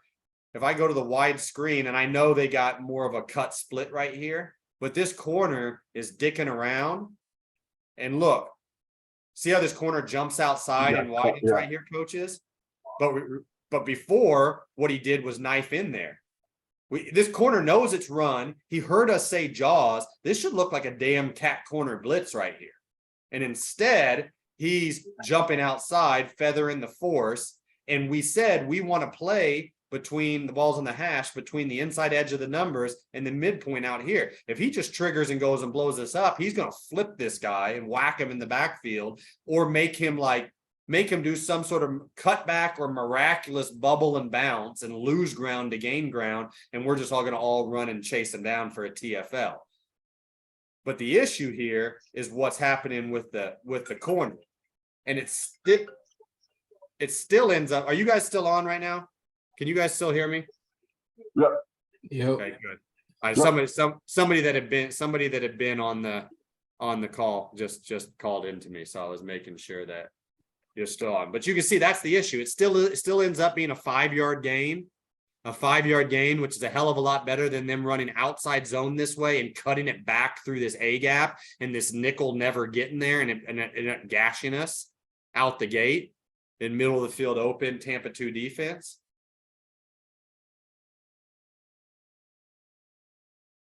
Hey Blake, are those corners reacting to the rabbit bird call with the Cleo technique stuff, the move into the inside leverage? Yes, exactly. And so what we call Cleo, and he knows our terminology. So Cleo is inside alignment, cloud corner. So it's like cloud inside out, right? Cleo, CL like IEO. I think sometimes if you look at some of our documents, like that's why you always have to do a good job of understanding that it's like an acronym and teaching everybody, including maybe your QCs or whoever's drawing the playbook. But it's Cleo with an I, cloud, inside out. And so if we go back to this wide angle, we will Cleo for two purposes. We will Cleo because like we know it's run sort of situation. We're trying to get inside and knife in there. Or we will Cleo if this was like, this is a 3-by-1 formation, but let's say it was quarterback in the gun, running back offset, clearly bird, and this dude was out here on like the divider, way out here, a +6 split. What do we think for guys out there? Like, what do you think? Like there's two things from that +6 split. He's 6 yards from the line from the sideline, as my pops would say. I played DB my pops taught me this at a young age, like on how to change my alignment off of like hash split, and he would be like, "Hey, look. If you're close enough for me to slap your dumb ass in the back of the head on the sideline, get your ass inside." He's like, he can only do one of two things. He's running an inside route or he's running a vertical fade. Right. And so we would also in that scenario play Cleo inside cloud corner. We're not going to just keep out like lining up outside like and hard funneling the single X who's way over split. And he's doing it just to try to create that space to run that quick slant in between the will linebacker and the cloud corner. This is how people attacked like Lovey and Monty Kiffin's like Tampa 2 forever. And it was painful. It was painful to watch Aaron Rodgers like for years, like up in Chicago, even when Chicago was so dominant, just like in the playoffs, like just tell the single receiver X to get wider and run a slant. Right. And like a Hall of Fame corner, like in Charles Tillman, stay outside, a Hall of Fame will linebacker, or a borderline Hall of Fame linebacker, like in Lance Briggs playing the will inside. And it's just like catch, throw, run, catch, throw, run, catch, throw, run. And you're negating this dominant defense and dominant defensive personnel because of that, right? Like, no, it's about space. You've heard me say that a lot of times as well before. It's about space. And so like we'll play inside corner there. So yes, like one, when it's run, and I'm getting to a point to where the guy that's blocking perimeter force cannot block me. Just so we're clear as well too, here is like we have force and we have cap force. So it's like, oh, coach, well, what if he cracks me? You make him crack you in the back. Like, you're going to be so aggressive. Make this dude come back and block you in the back and make the refs blow the call and not call it a clip. Make that happen, because what we still have is, at least you doing that, you're probably going to make this guy stutter and bow and bounce. And now there's nobody for this cap safety that's running down from inside out. And because we're jawsing, like there's nobody for, like, say, maybe there is somebody for him, but there's nobody for him. Like they can't get up to the second level. So like this guy, they're going to be there free. They just need direct angles to run. You got to go. Don't worry about what he's worrying about right now, which is like where he's jumping outside and feathering the force and allowing that to happen.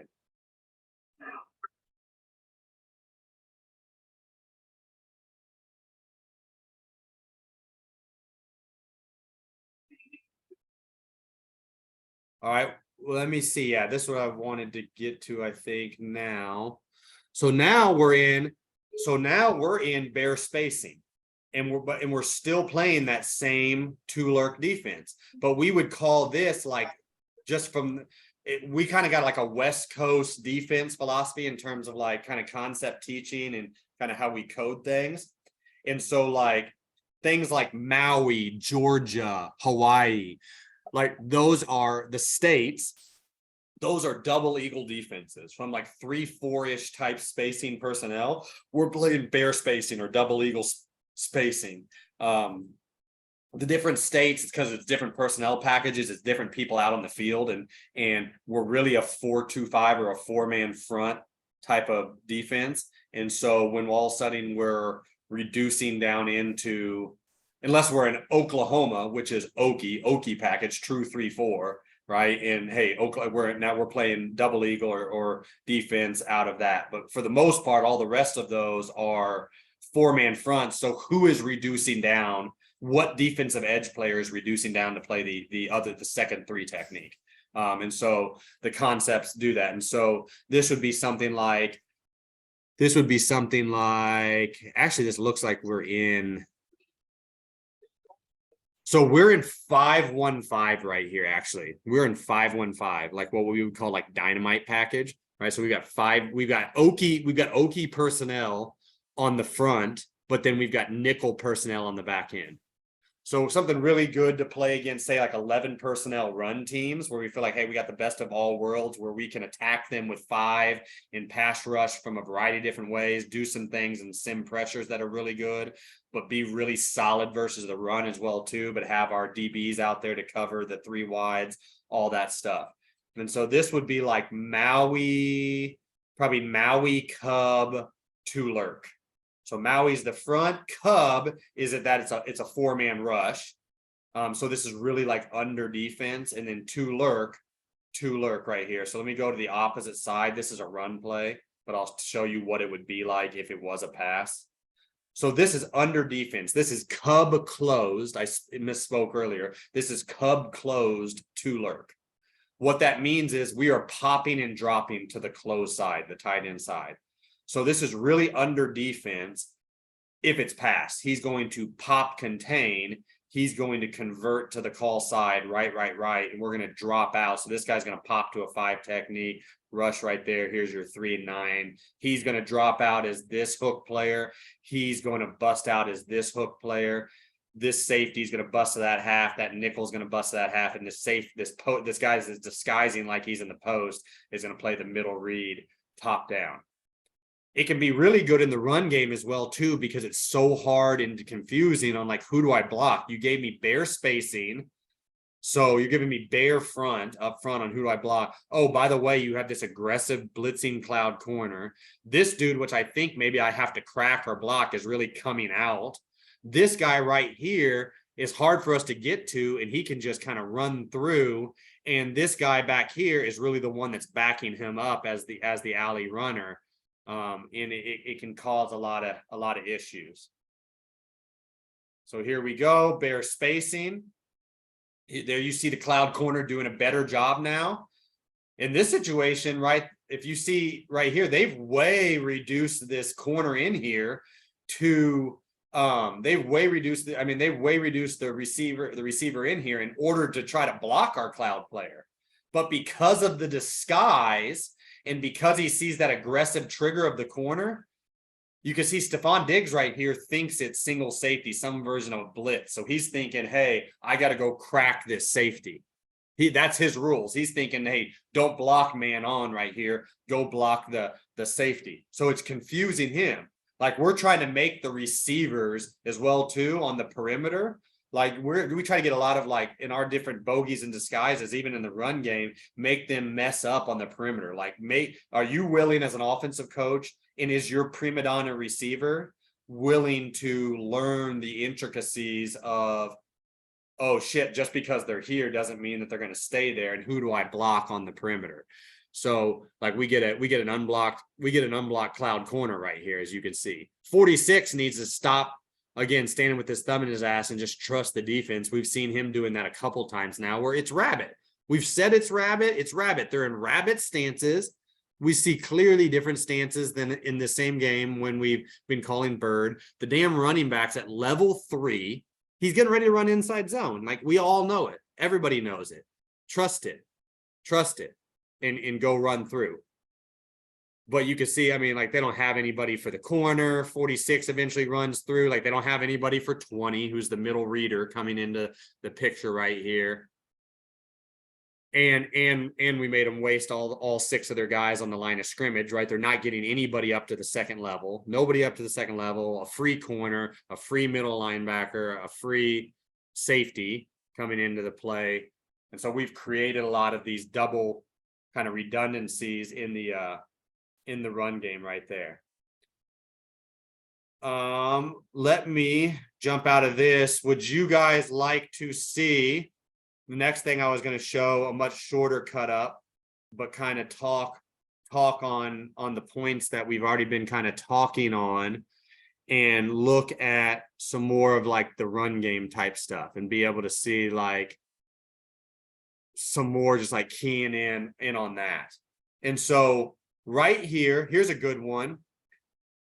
Trey, I'm just gonna keep picking on you because you're my smart dude. Can you hear me, Trey? Yep, I got you.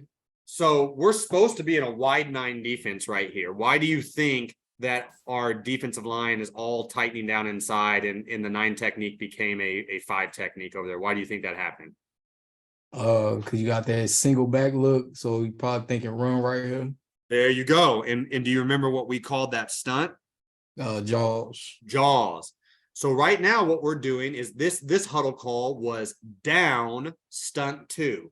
Down tells the safeties to get down at 0 depth, and bogey, like, disguise 0. So we're trying to disguise right now, like, we're getting ready to run, like, what we would call, like, say, Saul 0, Sam and Will 0. Like, the Will and the Sam are getting ready to stem off this edge and blitz. The safeties are down, playing 0. We're trying to mess up all their count, their box count, all this stuff. And so this is down, stunt, cover 2. Now, our D-line has seen rabbit. The formation family just is exactly what Trey just said. 1 back, quarterback under center. So we've gone jaws, jaws, jaws.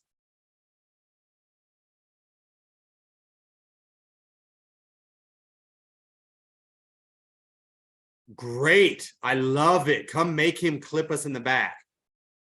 And then you can throw by. As you guys remember, we're saying we're trying to, we're playing it at the inside edge of the numbers. So look at the corner. The corner triggered, boom, put the brakes on, slapped him by, and came back. But look, here comes the cap forcing. Again, like I said, even if he would have just kept on going and getting blocked, at least if you guys can imagine, this is the discussion I was just having earlier, concept teaching. Even if he would have just kept going and buried himself, this guy would have had to bounce to avoid that collision. And all that shit would have been out of the way of the Mike linebacker on a dead ass run inside out. And there's nobody to get up to him, and the cap force safety. And so they're going to go 2-on-1 right on the numbers from a guy that had to lose ground to gain ground. And if you see, when we see the end zone copy, all 11 people will be in the end zone copy before the play turns off, I believe, including the backside cloud corner, who's fighting to get off that stock block right here on the left side of our screen. So we jaws.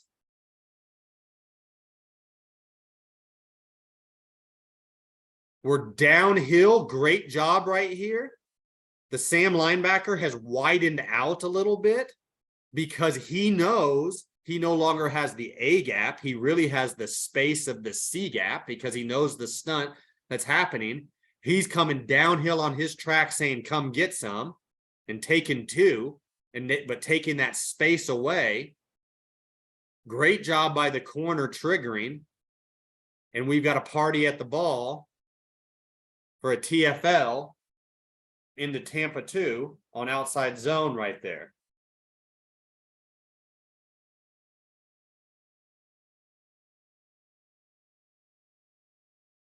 This, I believe, yeah. So this is, let me see it from this angle. All right, this is what we call weak smoke to roll. Weak smoke to roll.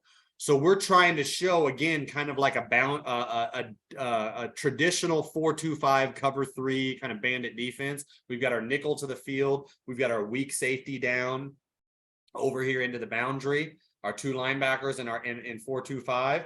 And we're playing 2-roll. 2-roll again. The corner is to the field, is going to the half. Nickel's going to the flat. 3 safeties rolling over the boundary half. All right. And what we're doing right here is really the weak safety, weak smoke. He is blitzing and he is becoming the edge player. Let me go to this side so you can see it a little bit better.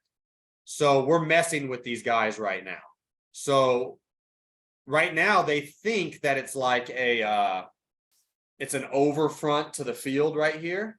But it's really an over front over here. This is our 9 technique, blitzing.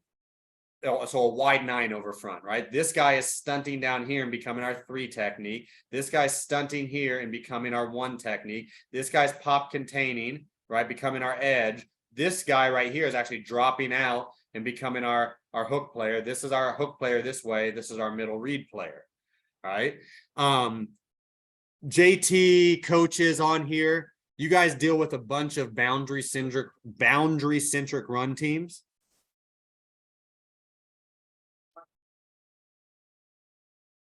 Not really. Not in my experience. So like, okay. So if you do, moral stories, this can be a really good, run scheme for teams that, like, are heavily trying to attack the boundary as well too.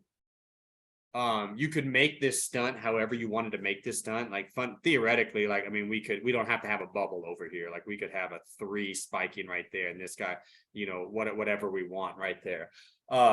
But it can be something that really can cause issues in both the RPO game and everything, because they're thinking this guy's a cover 3 safety. He's really blitzing. But then you still have the double redundancy of the cloud corner out there that we can't see. And so it's really like we got +2 in the perimeter force game. It's also a really good scheme if they're running the ball to the field, because essentially what you're getting is you're getting this guy is going to set an edge. He's not going to drop out. This guy's wide as a 4-eye. That's really hard to get to him if you're trying to run this ball out here to the field. And now everybody's stunting through the cutback lanes and you're blitzing a trail player right there.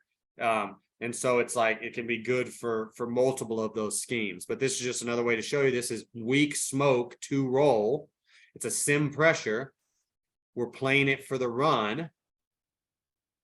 but you can see it right here. Now, what 52, he had played in this scheme before, but he hadn't played in it for years. He actually hadn't played for a couple of years in the NFL. We just signed him off the streets like the day before the game. He needs to go downhill. Like, he needs to go downhill. Stop feathering right now. He needed to have gone downhill. It's okay if he ends up in the same gap as one of these two dudes. Just go. Just go. We have this corner out here. We have this safety out here. We have this Mike overlapping right here. Like, just go. And so we would have liked him to go blow that space up, not let that space happen. We'd also like that corner not sitting out there and feathering the force. But hey, he still did a good job of Xing off the block, making the tackle for a 3-yard gain, and there was a hold. So it ended up getting brought back. But there's another way. Hey, we're playing sim pressure from a bogey defense, playing the run game. I'll have to see what we're playing right here once the play is snapped. Okay, this looks like we're playing maybe weak smoke. Yeah, here we are playing weak smoke 2 roll again.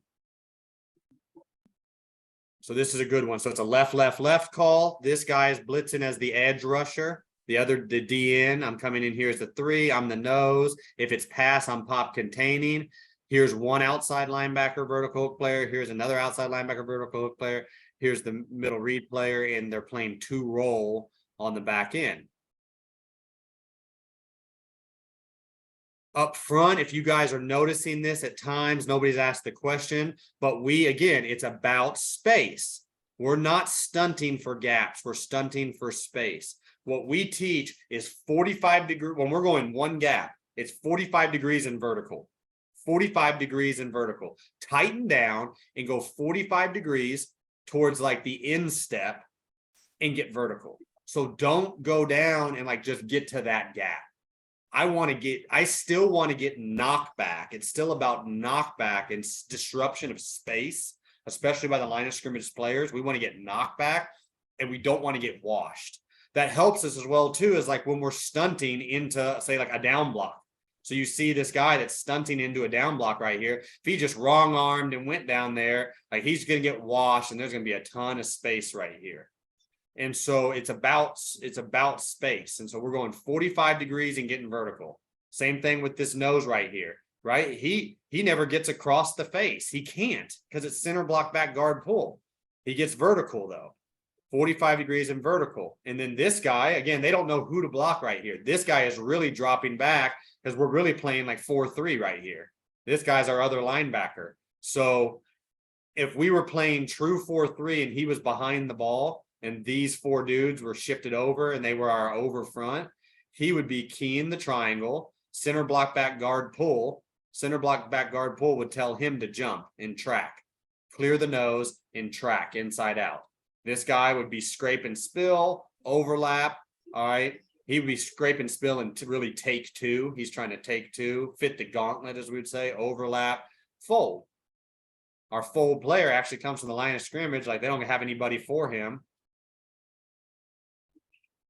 But they get the concept. We teach the concept at the fundamental level of all of these things, rep it, and we just build a little bit more, and then it becomes same as. Hey, all of a sudden you're playing the linebacker now. You're playing this. So great, 1.5 yard tackle right there. Here's another snap of something down right here. We're calling down. It looks like what we're calling right now here is maybe down 2 lurk. Down 2 lurk out of 4-2-5. So this is our nickel. This is our safety. So the safety, the safety, the nickel, and the corner are making it look like they're playing like in and out cover 0 on these 3 dudes.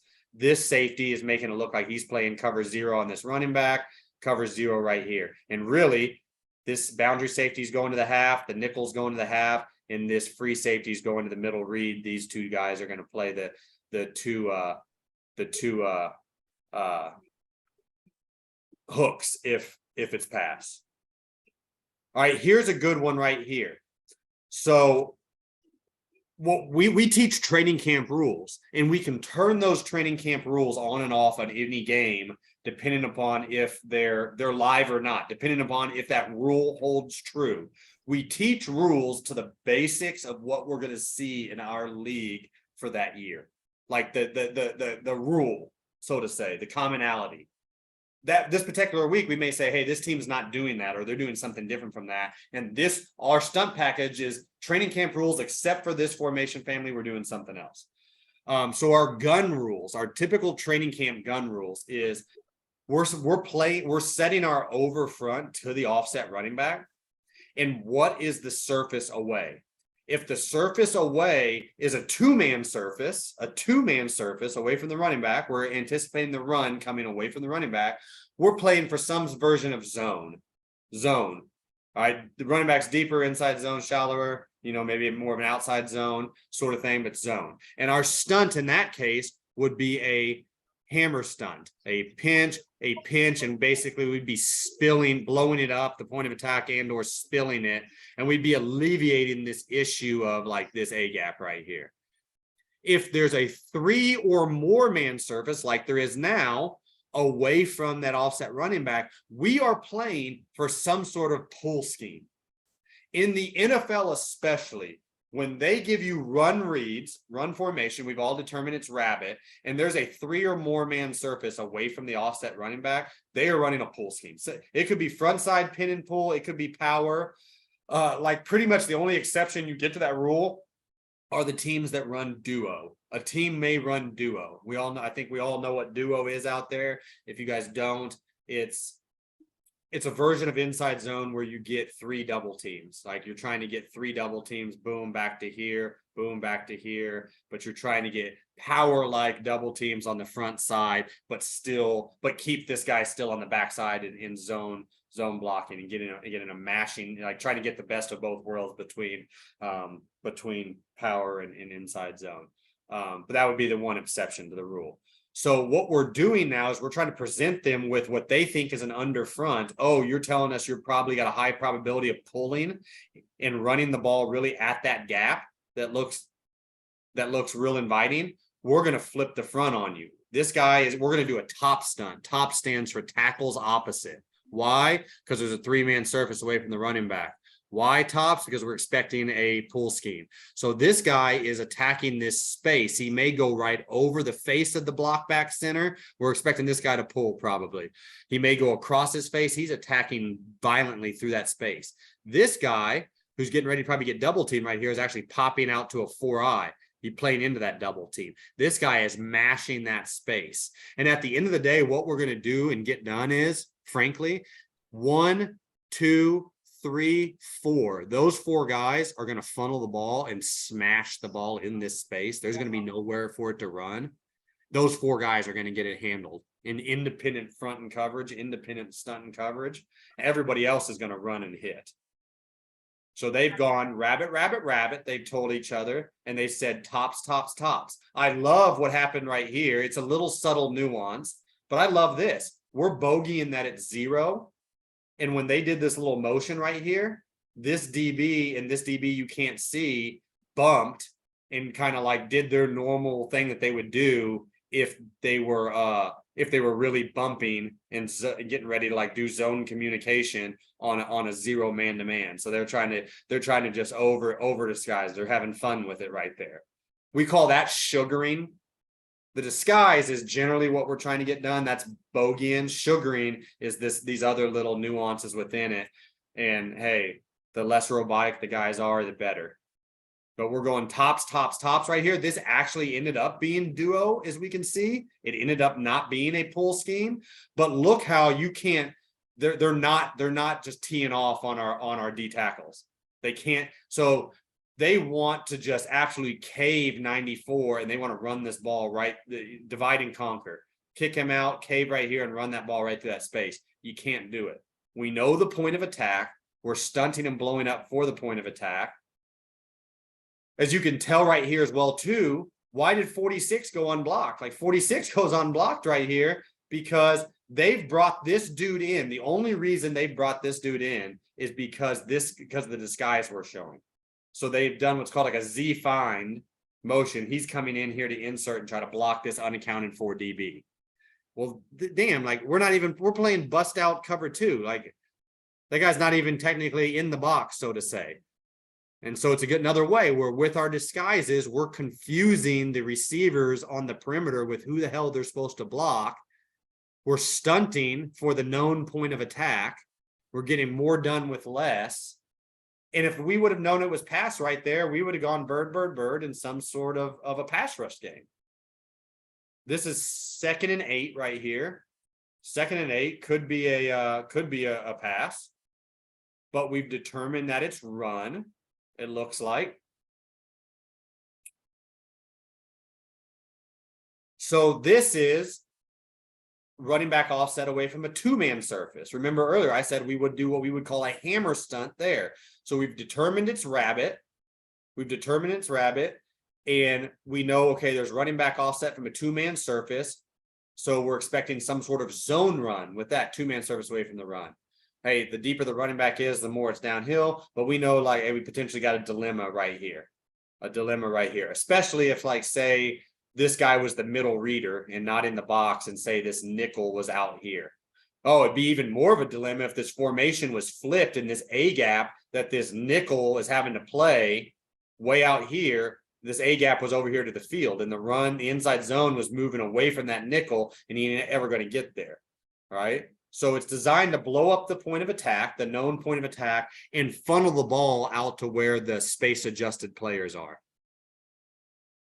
So you see, that's what we're doing. They actually run a little C fold right here, 45 degrees in vertical. 45 degrees in vertical versus him just going flat and trying to play the gap ends up taking 2.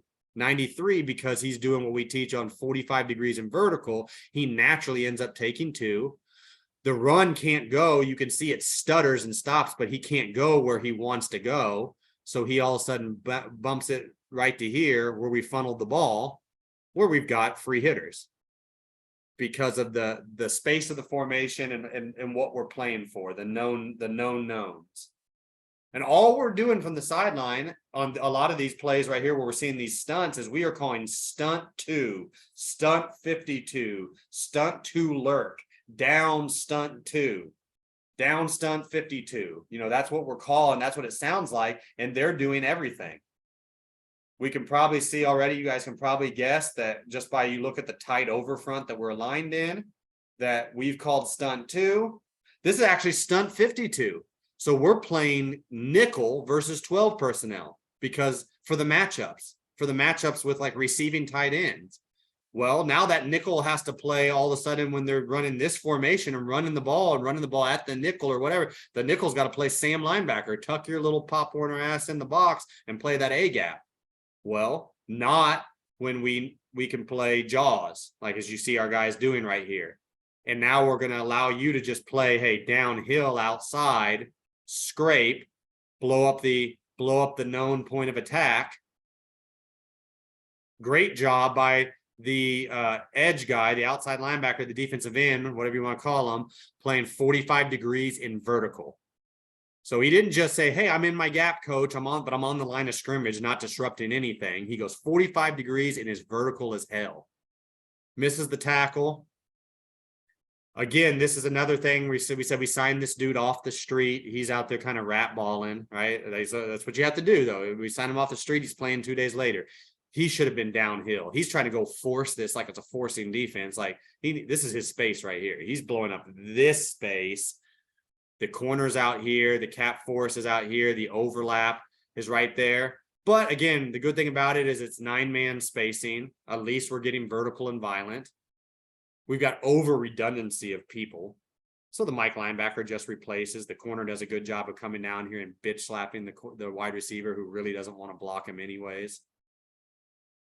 And we have basically 11 guys in the end zone copy.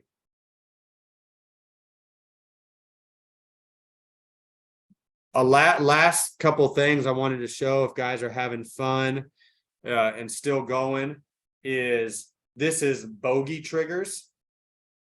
I don't know if anybody from the DC Defenders is on right now, Jeremy, or any of you guys are on, but I thought my father and his staff at the XFL this year and dealing with a hodgepodge of players coming in, quickly draft and quickly coach and probably did. They ran everything. Like that was as close to that was for my dad. That was as close to for him what it was like to coach when he was a high school coach back 30 some odd years ago when I was a young kid. He stopped being a high school coach when I was 3 years old or something like that. But it was just close to that environment, some of that environment that some of you guys have to deal with, or get to deal with. I shouldn't even say have to deal with, right? Get to deal with, get the honor of dealing with. But it was just close to that environment. And he ran every damn bogey. He ran a complex defense, but they probably did as well this year of like compartmentalizing all that and as well as we've maybe ever had on the disguising and holding the stuff. You saw the Jets people kind of constantly giving up the disguise sometimes a little early. And so this is a couple snaps right here of just bogey triggers. So we do a lot of studying, not just on run, pass, bird, rabbit, anticipations of like run types and directions, but also on like what on this given week, every given week, like what is the bogey trigger going to be? Is it going to be the hands of the disguise trigger? Like when do we need to get out of our disguise? Is it going to be the hands of the quarterback? I remember back when we used to coach against in the division against the 49ers, when I was the coordinator back at the Rams, like 2012, Mike Iupati, the great Mike Iupati, the guard. We noticed that he had a tell, which so every time they were doing like check with me or even trying to hut and like see our disguise and get us out of our disguise, Mike Iupati had a tick, like he had this tick where he was an aggressive dude, right? He would grab his face mask and kind of adjust it, like get it nice and tight. He would just like jerk it up and down right before the snap, the live snap. So every single time they were hard counting, doing all that stuff, he would never touch his helmet. So we knew like the snap was not live. We stemmed more in those games, did even more crazy disguises in those games because we knew all the good stuff that Harbaugh and Greg Roman were doing with trying like to do hard counts and disguises. It was all for naught, and they didn't even realize that they had this tell with Mike Iupati, who was telling us whether like the snap's not live until you do this, until Mike Iupati does it. Back when we used to play Tom Brady for a long time. What we would do with New England is like there would be all of like the hut and these different things, but until he actually physically did his miking a player, because he ran everything, who the mic was, until he did his actual mic ID the way he does it, all that bullshit was not live. So we would hold our disguise until he physically mic'd. Now we knew stuff was live. So here you are, they're playing two lurk right here. Boundary safety and nickel are busting out to cover two, but just a couple snaps of them doing a damn good job of holding the disguise. Here comes the free safety playing the top down middle reader. And that's what we're trying to do. What you're seeing right here happen is pre-snap, it is cover three. I've determined it's cover three. They're actually running I believe June Jones is coaching here. So they're running the run and shoot. All of their route concepts are adjusting, right? And so they're running cover three route adjustments, whatever it is. Quarterback Narduzzi or whatever his name is, Danucci or whatever, Ben Naducci is going to his cover three type reads. And now all of a sudden, oh shit. And we make them want to have to process post snap. And can we do a good enough job in pass rush that we always say that like hey, we're doing all this stuff behind the line of scrimmage. D-line, one reset, he's got to go down. One reset, he's got to go down. Maximum of 2 resets and pumps of the ball. He's got to go down. That's on you guys. So we're trying to, with the disguise and everything, create that pump. And before he can figure out where to go with the ball, now he's going down. And we're making him process it after the line of scrimmage. If you don't do a good enough job like on holding your disguise, teaching your triggers, all the stuff like that, it's all for naught. Yeah, okay, you got out of your disguise 3 seconds before the snap or whatever it is. Like, oh, he can see that. Whatever that may be. So same thing again here.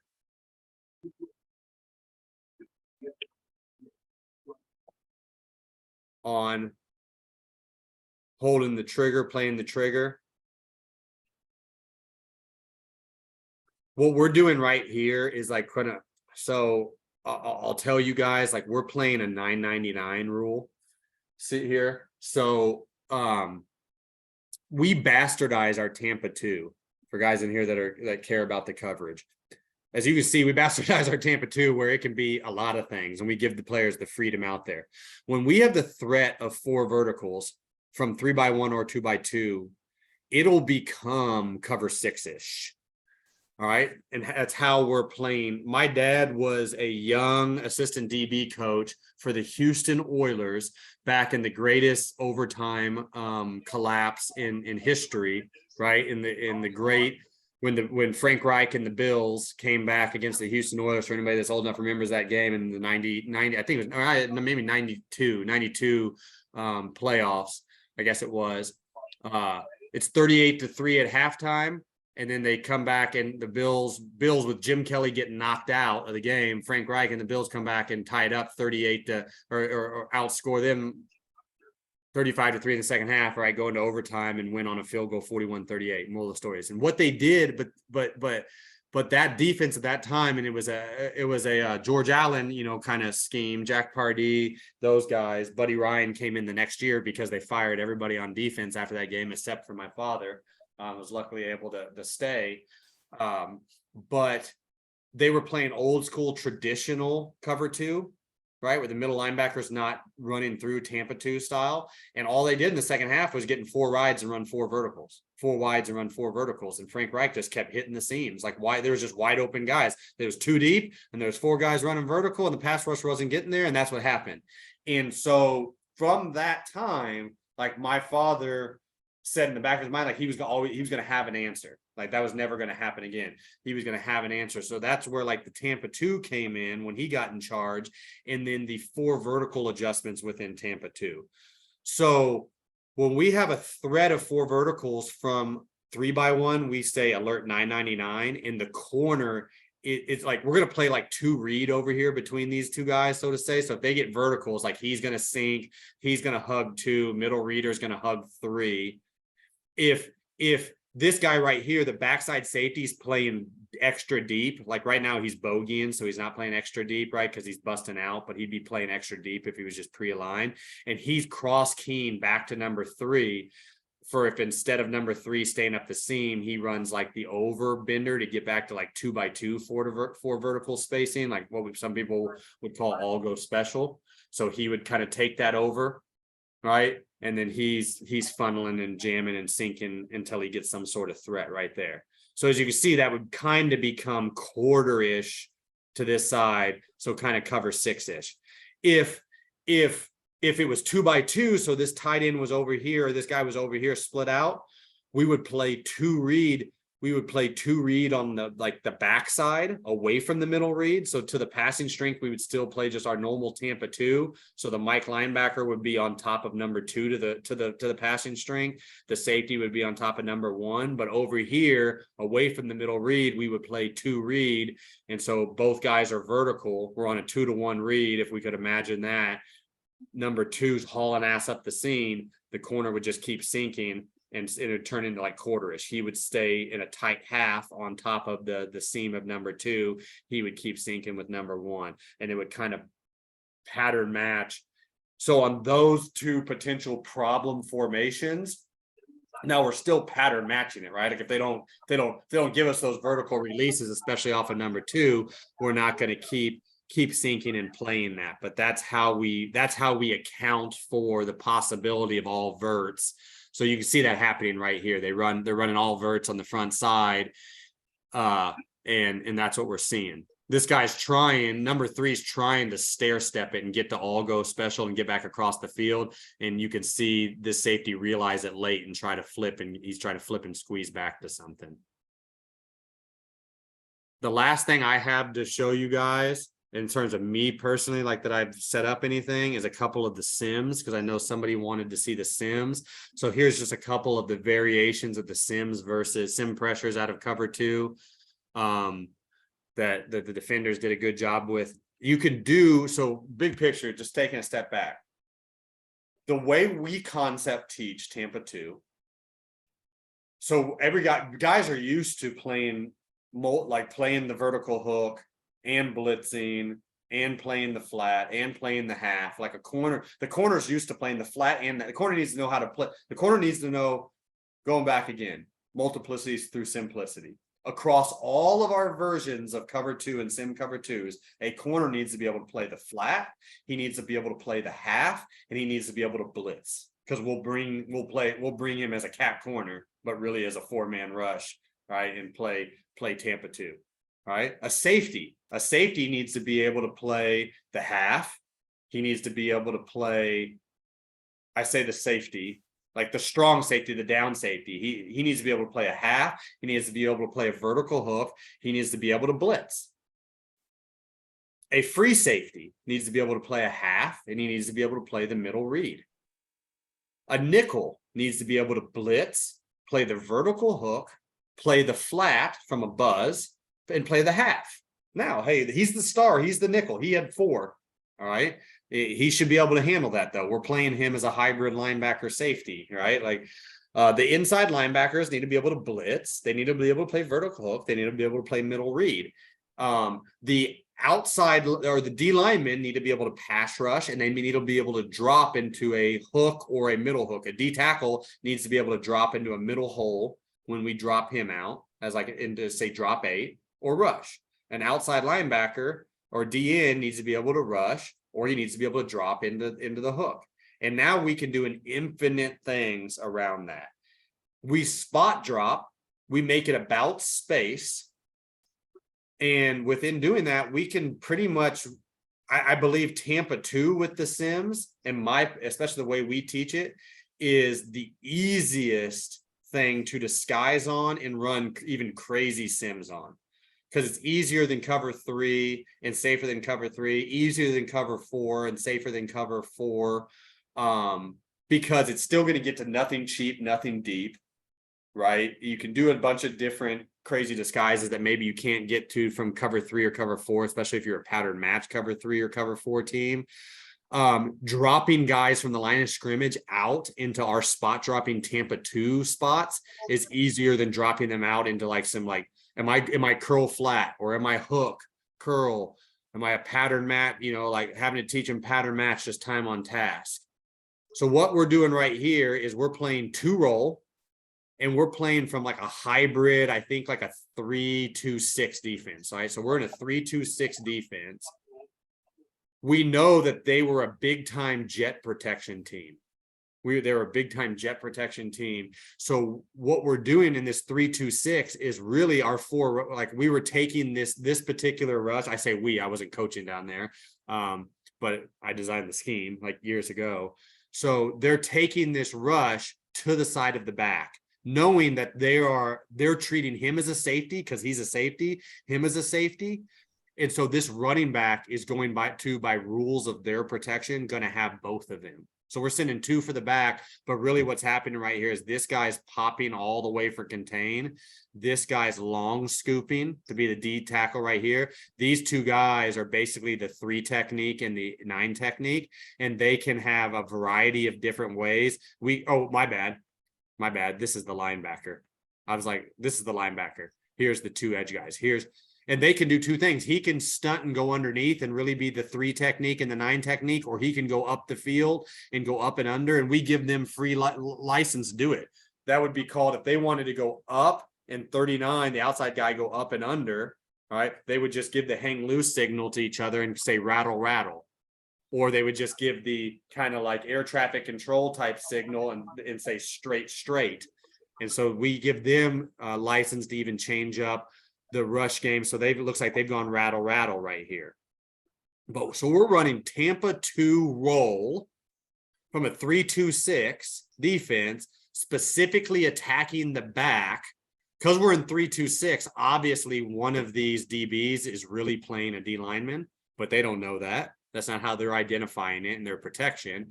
And we're taking this independent Russian coverage. If the back was over here, this shit would be coming from over here. If the back was over here, we'd be coming from over here. We're attacking their simple protections that we know they're doing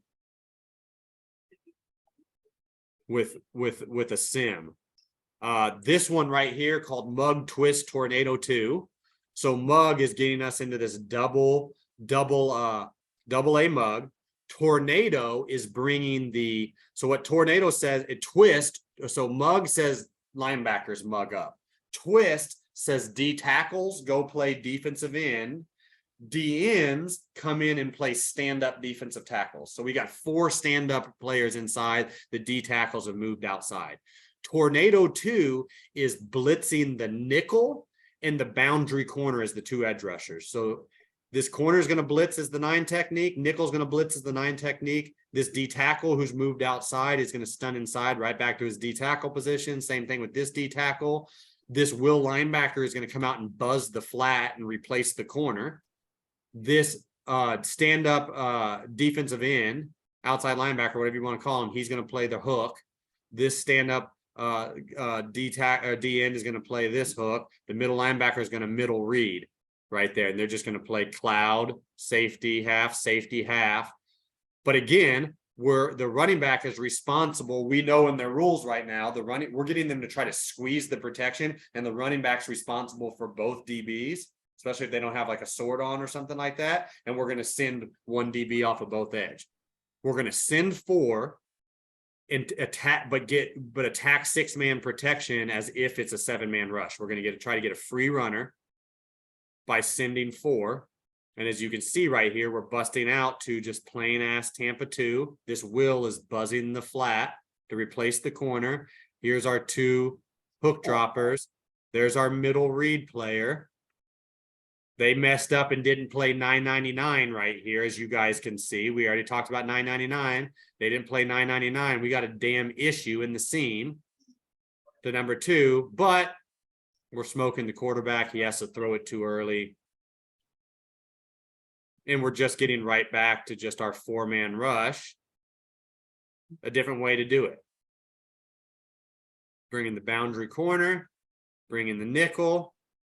You could see both guys on the edge are doing a good job of trying to be up, and then they didn't really do a good enough job of converting inside.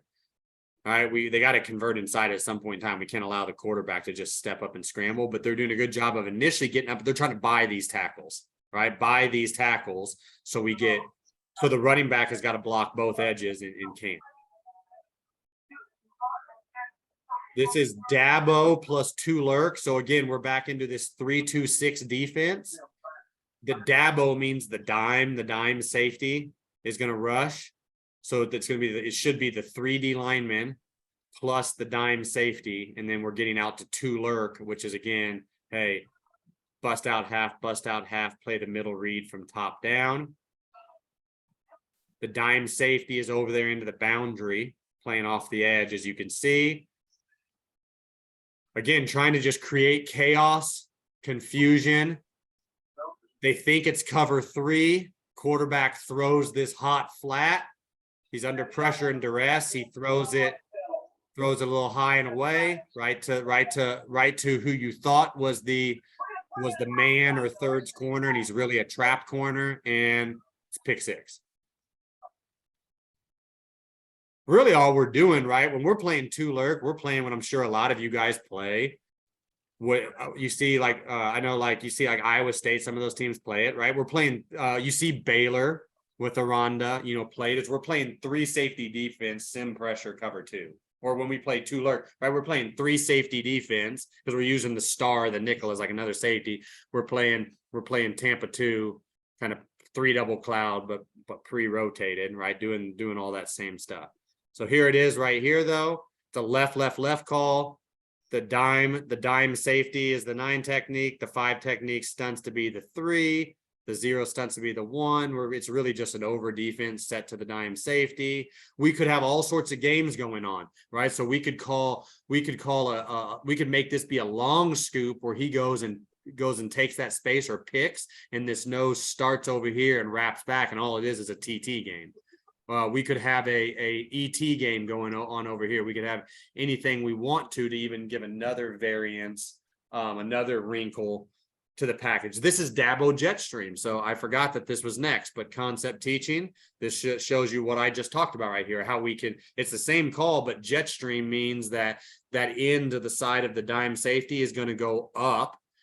And so the dime safety is going to go up and under and really into daylight. And so he's really going to kind of be like the 3 technique, so to say. It's like 2 off an edge, up and under game.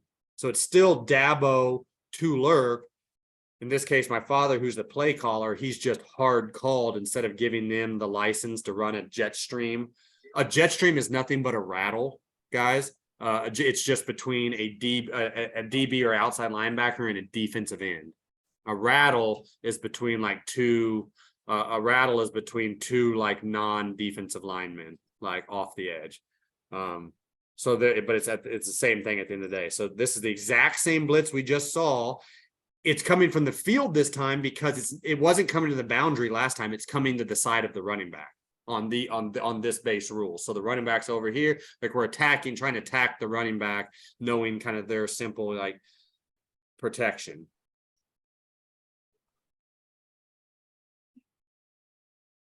So you can see that the rush, at least I'll go back and show the wide angle because I don't think I showed that. I got talking too much about the rush, but again, it's just 2 lurk. We've seen it, but it's one more situation where quarterback's like, I'm trying to process what we're in.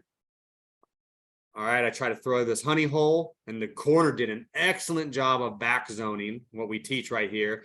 He's playing high to low on levels. Key in the front tip of the quarterback. He sees the quarterback's shoulder tip, angle, and everything that's going deep for the 7 and going back and baiting it and picking it. But make him throw the flat. Make him pump you to the 7 and throw the flat. We'll rally up and come whack it. But another example of disguise meets exotic rush. This is called Charlotte Sniper 2 roll. Charlotte for us means get into 2 3s, 2 9s. This is Charlotte is a mere defensive disguise. 2 3s, 2 9s. The nickel is down to the field. The boundary safety is down to the boundary, and we're showing cover 3. And then the 2 inside linebackers are left and right versions of themselves. So you draw a line right down the middle of the offensive formation. It's a mirrored defense. Sniper means the boundary safety is going to blitz as the 4th rusher, and then it's just 2 roll. If you guys remember when we said when we were doing weak smoke earlier, weak smoke 2 roll, like weak smoke 2 roll and sniper 2 roll are literally the exact same thing. It's just instead of us being in an over front, we're in a split front, and instead of the boundary safety from the same sort of cover 3 disguise coming off the edge, he's blitzing through the B gap. But it's just another disguise, another look. So what's going to happen right here is it's a left call. This is the 4th rusher. So the 9 techniques is going to be off the edge. The 3 technique is going to long scoop. 39, the boundary safety is going to blitz the space of that long scooping 3 technique. This 3 technique is going to pop contain, and this edge is going to be the dropper. He's going to be the vertical hook player here. He's going to be the middle reader. He's going to be the vertical hook player here. And because it's 2 roll, right? The field corner is rolling to the half. That's him right here. The same guy who you just saw have 2 interceptions. It's this corner right here is really going back to play that half. This safety, the free safety, is rolling to play the boundary half. And there it is, sniper 2 roll. Show them cover 3. Show them that we're maybe getting ready to run overloaded fire zone that's what they're trying to show, right? That we're bringing what we would call WASP, will and safety pressure. They're trying to show that we're bringing a 4 to a side fire zone right here. And then these guys, but they also don't know, we'll bring Hornet. Hornet would be this guy and this guy doing the exact same fire zone as these guys. We'd just be bringing it from the nickel side. So, hey, or we could bring 5 up the middle. We'd bring, another thing we would do is bring him up the middle, and him just in behind them to daylight and hit the protection as 5 up the middle and play fire zone from this look and pop contain both 3s, right? And this guy would play seam flat. The nickel would play seam flat, 3 hook, seam flat right there. And we bring 5 up the middle. So we do all these funky things from Charlotte. We would say Charlotte, that's the bogey. Wasp, fire zone. Charlotte, Hornet, fire zone. Charlotte, Swarm, Felix, fire zone. That's bringing everybody up inside. Charlotte, Sniper 2 roll, which is what we're doing right here. So Charlotte's the bogey. It's an all 11 disguise, tells everybody where to go, and the rest of the defense tells everybody what to do. So any questions there? I know we hit a lot. I hope I got a lot of you guys' questions answered. Does anybody have any questions that they like wanted to talk about in particular?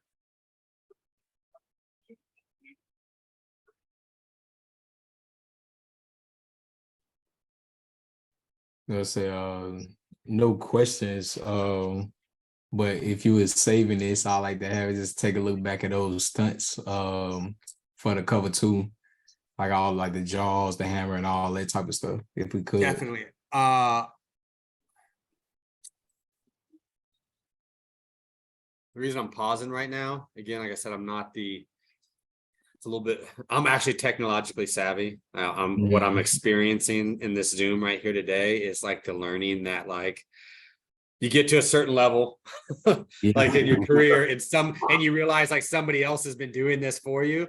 And so the reason I paused is I was almost positive when I set this Zoom up that I selected like for it to automatically record. I believe it is recording. I believe it's recording on multiple sources. And so like my plan was to be able to send that out. I don't know if I chose for it to automatically be sent out. I'll figure that out. But we have been recording this, and I definitely will send it out to all you guys, all you participants, and it should be able to be shared. Even people who weren't here, like you guys could share it to people. I can also get like, feel free to, I think the way Zoom works, I hope the way Zoom works is you guys now have my email. So you guys should be able to either like DM me, reach out to me on Twitter. I always get back, and or like email me, and I can get like some actual like drawings and whatnot too. But yeah, definitely Trey. Yep, I gotta appreciate you. No doubt.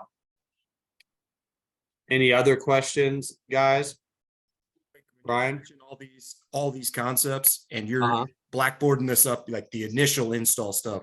Are you just teaching like generically, hey, this is the vertical hook player, this is what he does, and everybody's learning that, all the guys in the room that are DB linebacker guys? I mean, that's the setup in terms of the initial install.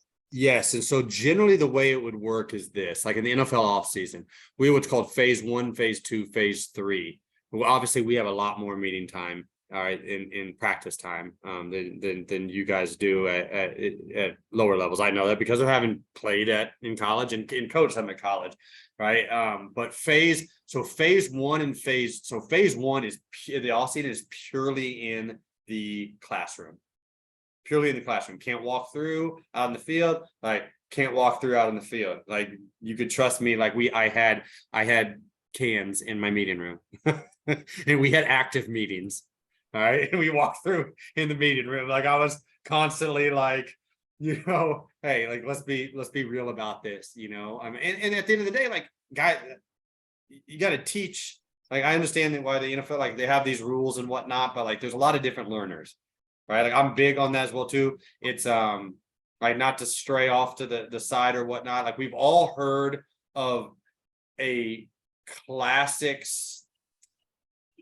learning structure. And I'm assuming we got some teachers on here who know where I'm going with this and know that this is not actually true. We tend to hear like this thing like, oh, people have like one learning style. Some people are like, I'm a kinesthetic learner. I'm a this, I'm a that. In this kind of like pure style of learning. And that's a little bit from some like really old school, like before my parents were born, study, and then a little bit of like myth and misunderstanding, like the game of telephone throughout time. Like really we maybe have some ways that we learn best, but we all learn best, especially at concept level, through like multiple modalities. But you can tell, I can tell sometimes, like I'll have a player you just coach, like just that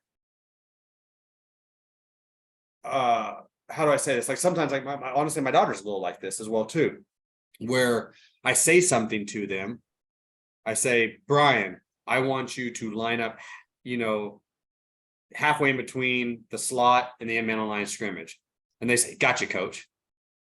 And you let it be there. And then they go out there and then they don't. And you're just like, what's wrong? And then you say it again, right? You say it again. At least you're making them show you with their foot, but what is the problem?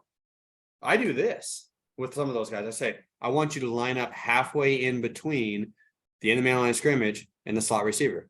Gotcha, coach. What did I just say? And you'll see. And you'll be the damnedest thing. The guy literally cannot say. Now, he's a pleaser. We went back and said that before. 99, he's a pleaser. He maybe is dyslexic. He maybe has some sort of learning capable, whatever, sort of thing. He's maybe ADHD, whatever it may be. But there are certain guys who literally have a hard time taking and immediately saying that back to you. So guess what? I'm gonna make you say it back to me. I'm gonna shock your focus, and I'm gonna say it to you. And again, now I'm not gonna just say "got you, coach," especially with somebody that I know consistently. You don't got me, right? And I'm gonna make sure that's on me. I never asked. I just told you, hey, coach, head coach, why is he doing that? I don't know. I told him. Well, shit. Did you show him? Did you make him show you that he had demonstrated mastery? Right. And certain guys, like I do over time, some of my best players, but they'll ask me a question and they know, like, we're both standing up right now. I say, stand up. And they'll be like, okay, but you're going to put your hands on me. I'm going to put my hands on you. You're going to step this. You're going to show me, right? You're going to feel it and you're going to get it now. And I know you're going to get it now. Now, like Schobert or like Trey was this way to a large degree. Like I could just, and this doesn't shock me that Trey's coaching. Like I could just say it and Trey got it. Like he could see it. And he was listening to what we were teaching, the safeties and other stuff like that. He could get it. Me as a coach, like I realized that. Now, if all of a sudden there's something going on, like where Trey isn't getting it, I got to take him through those. I got to see that as a coach and go ask him, like, hey, what's happening here? Like, this isn't you. So where's it may be something off the field that he's dealing with, right? That's it may be something just like, hey, he didn't quite understand what I was saying, or it's something new to him, or whatever it may be that he's not quite getting, and I got to get it. There's some other people. But so in phase one, like it's big picture concept teaching. Phase two, like we structure it to where we immediately go through the whole install in the same order again, but then go out in the field and walk it. We get to walk it. So we install everything every day for whatever it is, 10 days, 10 installs. Phase two immediately starts. We do the same 10 installs again, but we go outside and walk it. Phase three is now OTAs and mini camps. We go through the exact same 10 installs in the same order again, but now we go out and practice it. We actually go out and walk it right before practice and then practice it. Phase four is technically training camp, which is the exact same model as like phase three. And really, because training camp's a little bit longer, you can honestly kind of get a phase four. And by then we know as coaches what we can and can't do this year, what we're going to maximize in or not. And we start whacking shit off. And now we go into a fifth install of like, these are going to be our guys. This is what we're going to do, sort of thing. But so initially, yes, like I, as the coordinator, would have everybody in there and I'm coaching at a big picture concept level. And when I'm coaching the vertical hooks, I'm standing in the room. Everybody's feeling me. I'm not looking at necessarily my PowerPoint. I know what it says up there. I'm not reading off a PowerPoint. That does me no good. All right. I'm looking at eyes. I'm looking at attention. I'm looking at things, shocking focus. But I'm teaching, say, the vertical hook. I'm going to be standing. I may be talking to the whole room, but I'm going to be maybe standing right next to the defensive ends. It's like, you're not going to do this all the time, but like, you're going to feel me right now. Like I'm going to, just by me being in close proximity to you talking right now, like I'm going to say, I'm seeing, are you writing this down? Sort of thing. Whatnot. But yeah, I teach it at the big picture level. And then, hey, now we go out and break out into our rooms and the position coaches handle it on a more of a finite level. And then I'm going to do that out on the field as well too. And when we get out into the field, especially walk through, that's when I'm going to start moving the pieces. Like versus necessarily just walk through all of that thing. I'm maybe going to have a thing where I'm running the show right before the walkthrough starts. Trey, you remember this, like even when we were on the cans, like back in the day, where I'm going to say, here's the static formation. Give me cover two. And ready, break, and take like 2-3 steps to where you guys are all rotating to. Now give me down cover two. Now give me 52 robber. That robber means instead of 52, Mike linebackers playing in the middle of the field, Nichols playing the vertical hook. 52 robber, Nichols playing the middle of the field, close. Mike linebackers replace him as the vertical hook. Now give me 2 lurk. Hey, now give me 2 roll. I'd actually I wish I had some film of this, because I used to have film of this back in the day, but I actually would paint, or whether Trey remembers this or not, we couldn't paint necessarily on our field, but I went out and got a bunch of different colored duct tape. and would like put it out in the field or whatever for that time of the year as well too. So like these are our Tampa 2 landmarks. Here's the honey hole in the half field. Here's the landmarks for the safeties to get to. Here are the landmarks for the vertical hookers, right? In spot drop and sort of thing. Here are the landmarks for the flats. I loved having that out there, and you could film as well too. I like doing 7-on-7 on that and running an all cover 2, but every variation of rotation we could do, but on that grid and film it there. And now, like, you could see when all of a sudden there's some weird spacing between players or whatnot, you're on the film and you're saying, especially in the teach phase, it's like, look, man, like you're way off of your landmark right here as you're rotating to get to the half from a disguise as a cover 3 corner, sort of thing. So all those different teaching things that I could do to try to get them to feel like the same as, right? Then sometimes structure a walkthrough where, hey, this is going to be for all the sims, right? Sometimes I would do things as well too, where because we had a West Coast defense, meaning like everything meant something. The words meant something, so to say, if that makes sense. Like there was a language to it. It wasn't just like rote memory, right? Like there was language to it. So I may just invent something on the fly and say, and I'm testing concept learning as well too for them. And so I would say something that we haven't ever run before, but I would just say it. If I said whatever, it could be Mambo week 2 lurk.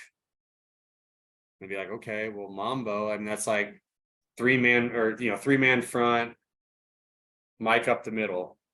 But you said Mambo weak, so I must be coming off the edge. What that means, we must be like stunting inside, just like on Dabo that we showed earlier when it was the dime. We know what 2 lurk is. And it would be good for our position coaches to see sometimes as well too. Sometimes like, look how much your guys can do. And this is why teaching in concepts instead of trying to teach over black and white, right? Over rules based. And then they would do it perfectly. And it's like, see, you get it. Concepts are malleable. Concepts are like I'm always very conscious and very particular about building the concept out, because I can always attach stuff to that later. And the concept can be a little bit malleable, not so much on like black and white rules. So all of a sudden you teach a rule, like that's what, don't get me up. And in another world, I was an academic, all right, and I was a religion major, with a expertise in the early Christian movement, and like that was my dissertation and everything. But don't get me started with like just like the evolution of religion over time, Catholicism, whatever it is, and adding a whole bunch of rules, and the rules just keep expanding, and now you have to have a whole philosophy around explaining why, when really you just have contradictory rules, right? Where if you just have concepts, they're like sticky notes, they're buckets, and you can keep attaching stuff to that. It's easier for guys to compartmentalize in their mind. If you need to change something, you can change something, and it may be a blanket affects everything. You don't have to go back and figure out every weird random rule that we as a staff invented over 20 years that we remember, but it doesn't necessarily make common sense. And so these guys, the players we're coaching, weren't around then. So I'm trying to constantly be on concepts, and that's the one more way that I can like show our coaches, like, see, look, I mean, like our players get concepts, and I try to test something even like that on the fly, where, see guys, like your concept thinking, your concept doing, like you get the concept. That allows us as well too to like make a designer sim pressure for a certain game that we haven't ran before, right? But we know we'll give them fits and attack their protections, so to say, because we've done all this concept teaching. But yeah, that's how we would do it. And I just do it as many different ways as I can. Me trying to be the expert over there on knowing what it's supposed to look like and knowing where the guide rails are, and trying to get everybody to that level where I feel comfortable that every single person out there understands. Every single person's getting a chance to walk through as well too, whether you're having to stand them 3 deep, or Trey remembers this back at Southeastern, where I'd have 3 sets of cans set up, and I'd have captains and all of our assistant coaches set up, and we'd be walking through on 3 sets of cans all simultaneously. And maybe I'd set it up to where the cans were all set up in like, maybe different formations, so to say. And so and we were all getting like, and we were maybe all calling the same call, and guys were rotating through sort of thing. It was like, bam, go. And now the whole group, maybe after a couple plays, rotates to the next cans. And so really quickly, I would be like, hey, we only got 20 minutes to walk through right here. And I would get every single player on the roster on defense from redshirt freshmen on up, not redshirt freshmen standing around with their thumb in their ass their whole redshirt year. We've seen as well too. And now coaches are pissed. I watched this happen so many times, even when I played. Coaches are pissed, like, you've been here for a year. And I always want to say, like, you haven't talked to them. They did training camp and then they went on red shirt and you just put them off to the side and they ain't done shit, but they weren't even down there with you. They were running scout team on the other field or whatever. So they haven't been here for a year, sort of thing. But yeah, if you keep them engaged and learning, the whole entire time. And so we would do that on 3 cans of work. Every coach is getting to coach every player. You're getting maximization of like different formations and checks. Maybe not every single player is getting every single formation and check from every single call, but you're getting close to it. And if you're filming it, you at least can like do some vicariously learning in the room, but at least everybody's doing and not standing around, and like you're testing for concept knowledge. Like, you got to show me like whether you get this or not. You're not going to be able to hide as a redshirt freshman or a third stringer or something like that, over there, like that whether you do or don't know, like you're going to show me, and I'm going to actually coach you up, and you're going to feel better about it. And maybe you're going to eventually like move up or whatever it may be. Yeah. Anything else? Any other questions on that stuff?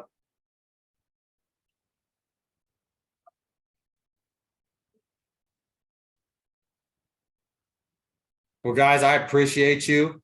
I know we went a little long. We go ahead. What'd you guys say? We just said thank you. Thank you, man. Thank you. Like, I can. This excited me. I mean, I coached T-ball earlier in the day, but it's been a little bit of a hot minute since I've gotten a chance to do this. I mean, you guys literally. I mean this. Like this is as big for me as anything. Like, it's getting me a chance to like give back and again, like scratch my football itch. Again, hopefully I've talked to some people I think on this call, like make this some sort of like a regular, a semi-regular thing, whatever that looks like every 2 weeks, whatever it is, sort of thing. Maybe start some like Twitter polls on like different concepts, like, hey, doing something on pass rush spacing, pass rush relativity, doing stuff on blitzes, doing stuff on other coverage, doing stuff on offense ID, doing stuff on how we go about breaking down an offense and game plan, whatever that may be. But I'm my own boss and I control my own schedule. So it's I'm my own boss and I control my own schedule, except for the real boss who's schedule is really upstairs, who put the kids to bed by herself tonight after taking them to the new Disney movie with the next door neighbor and next door neighbor kids. But she's excited for me doing this as well too, because, not to digress, but if anybody ever remembers the old movie of Remember the Titans.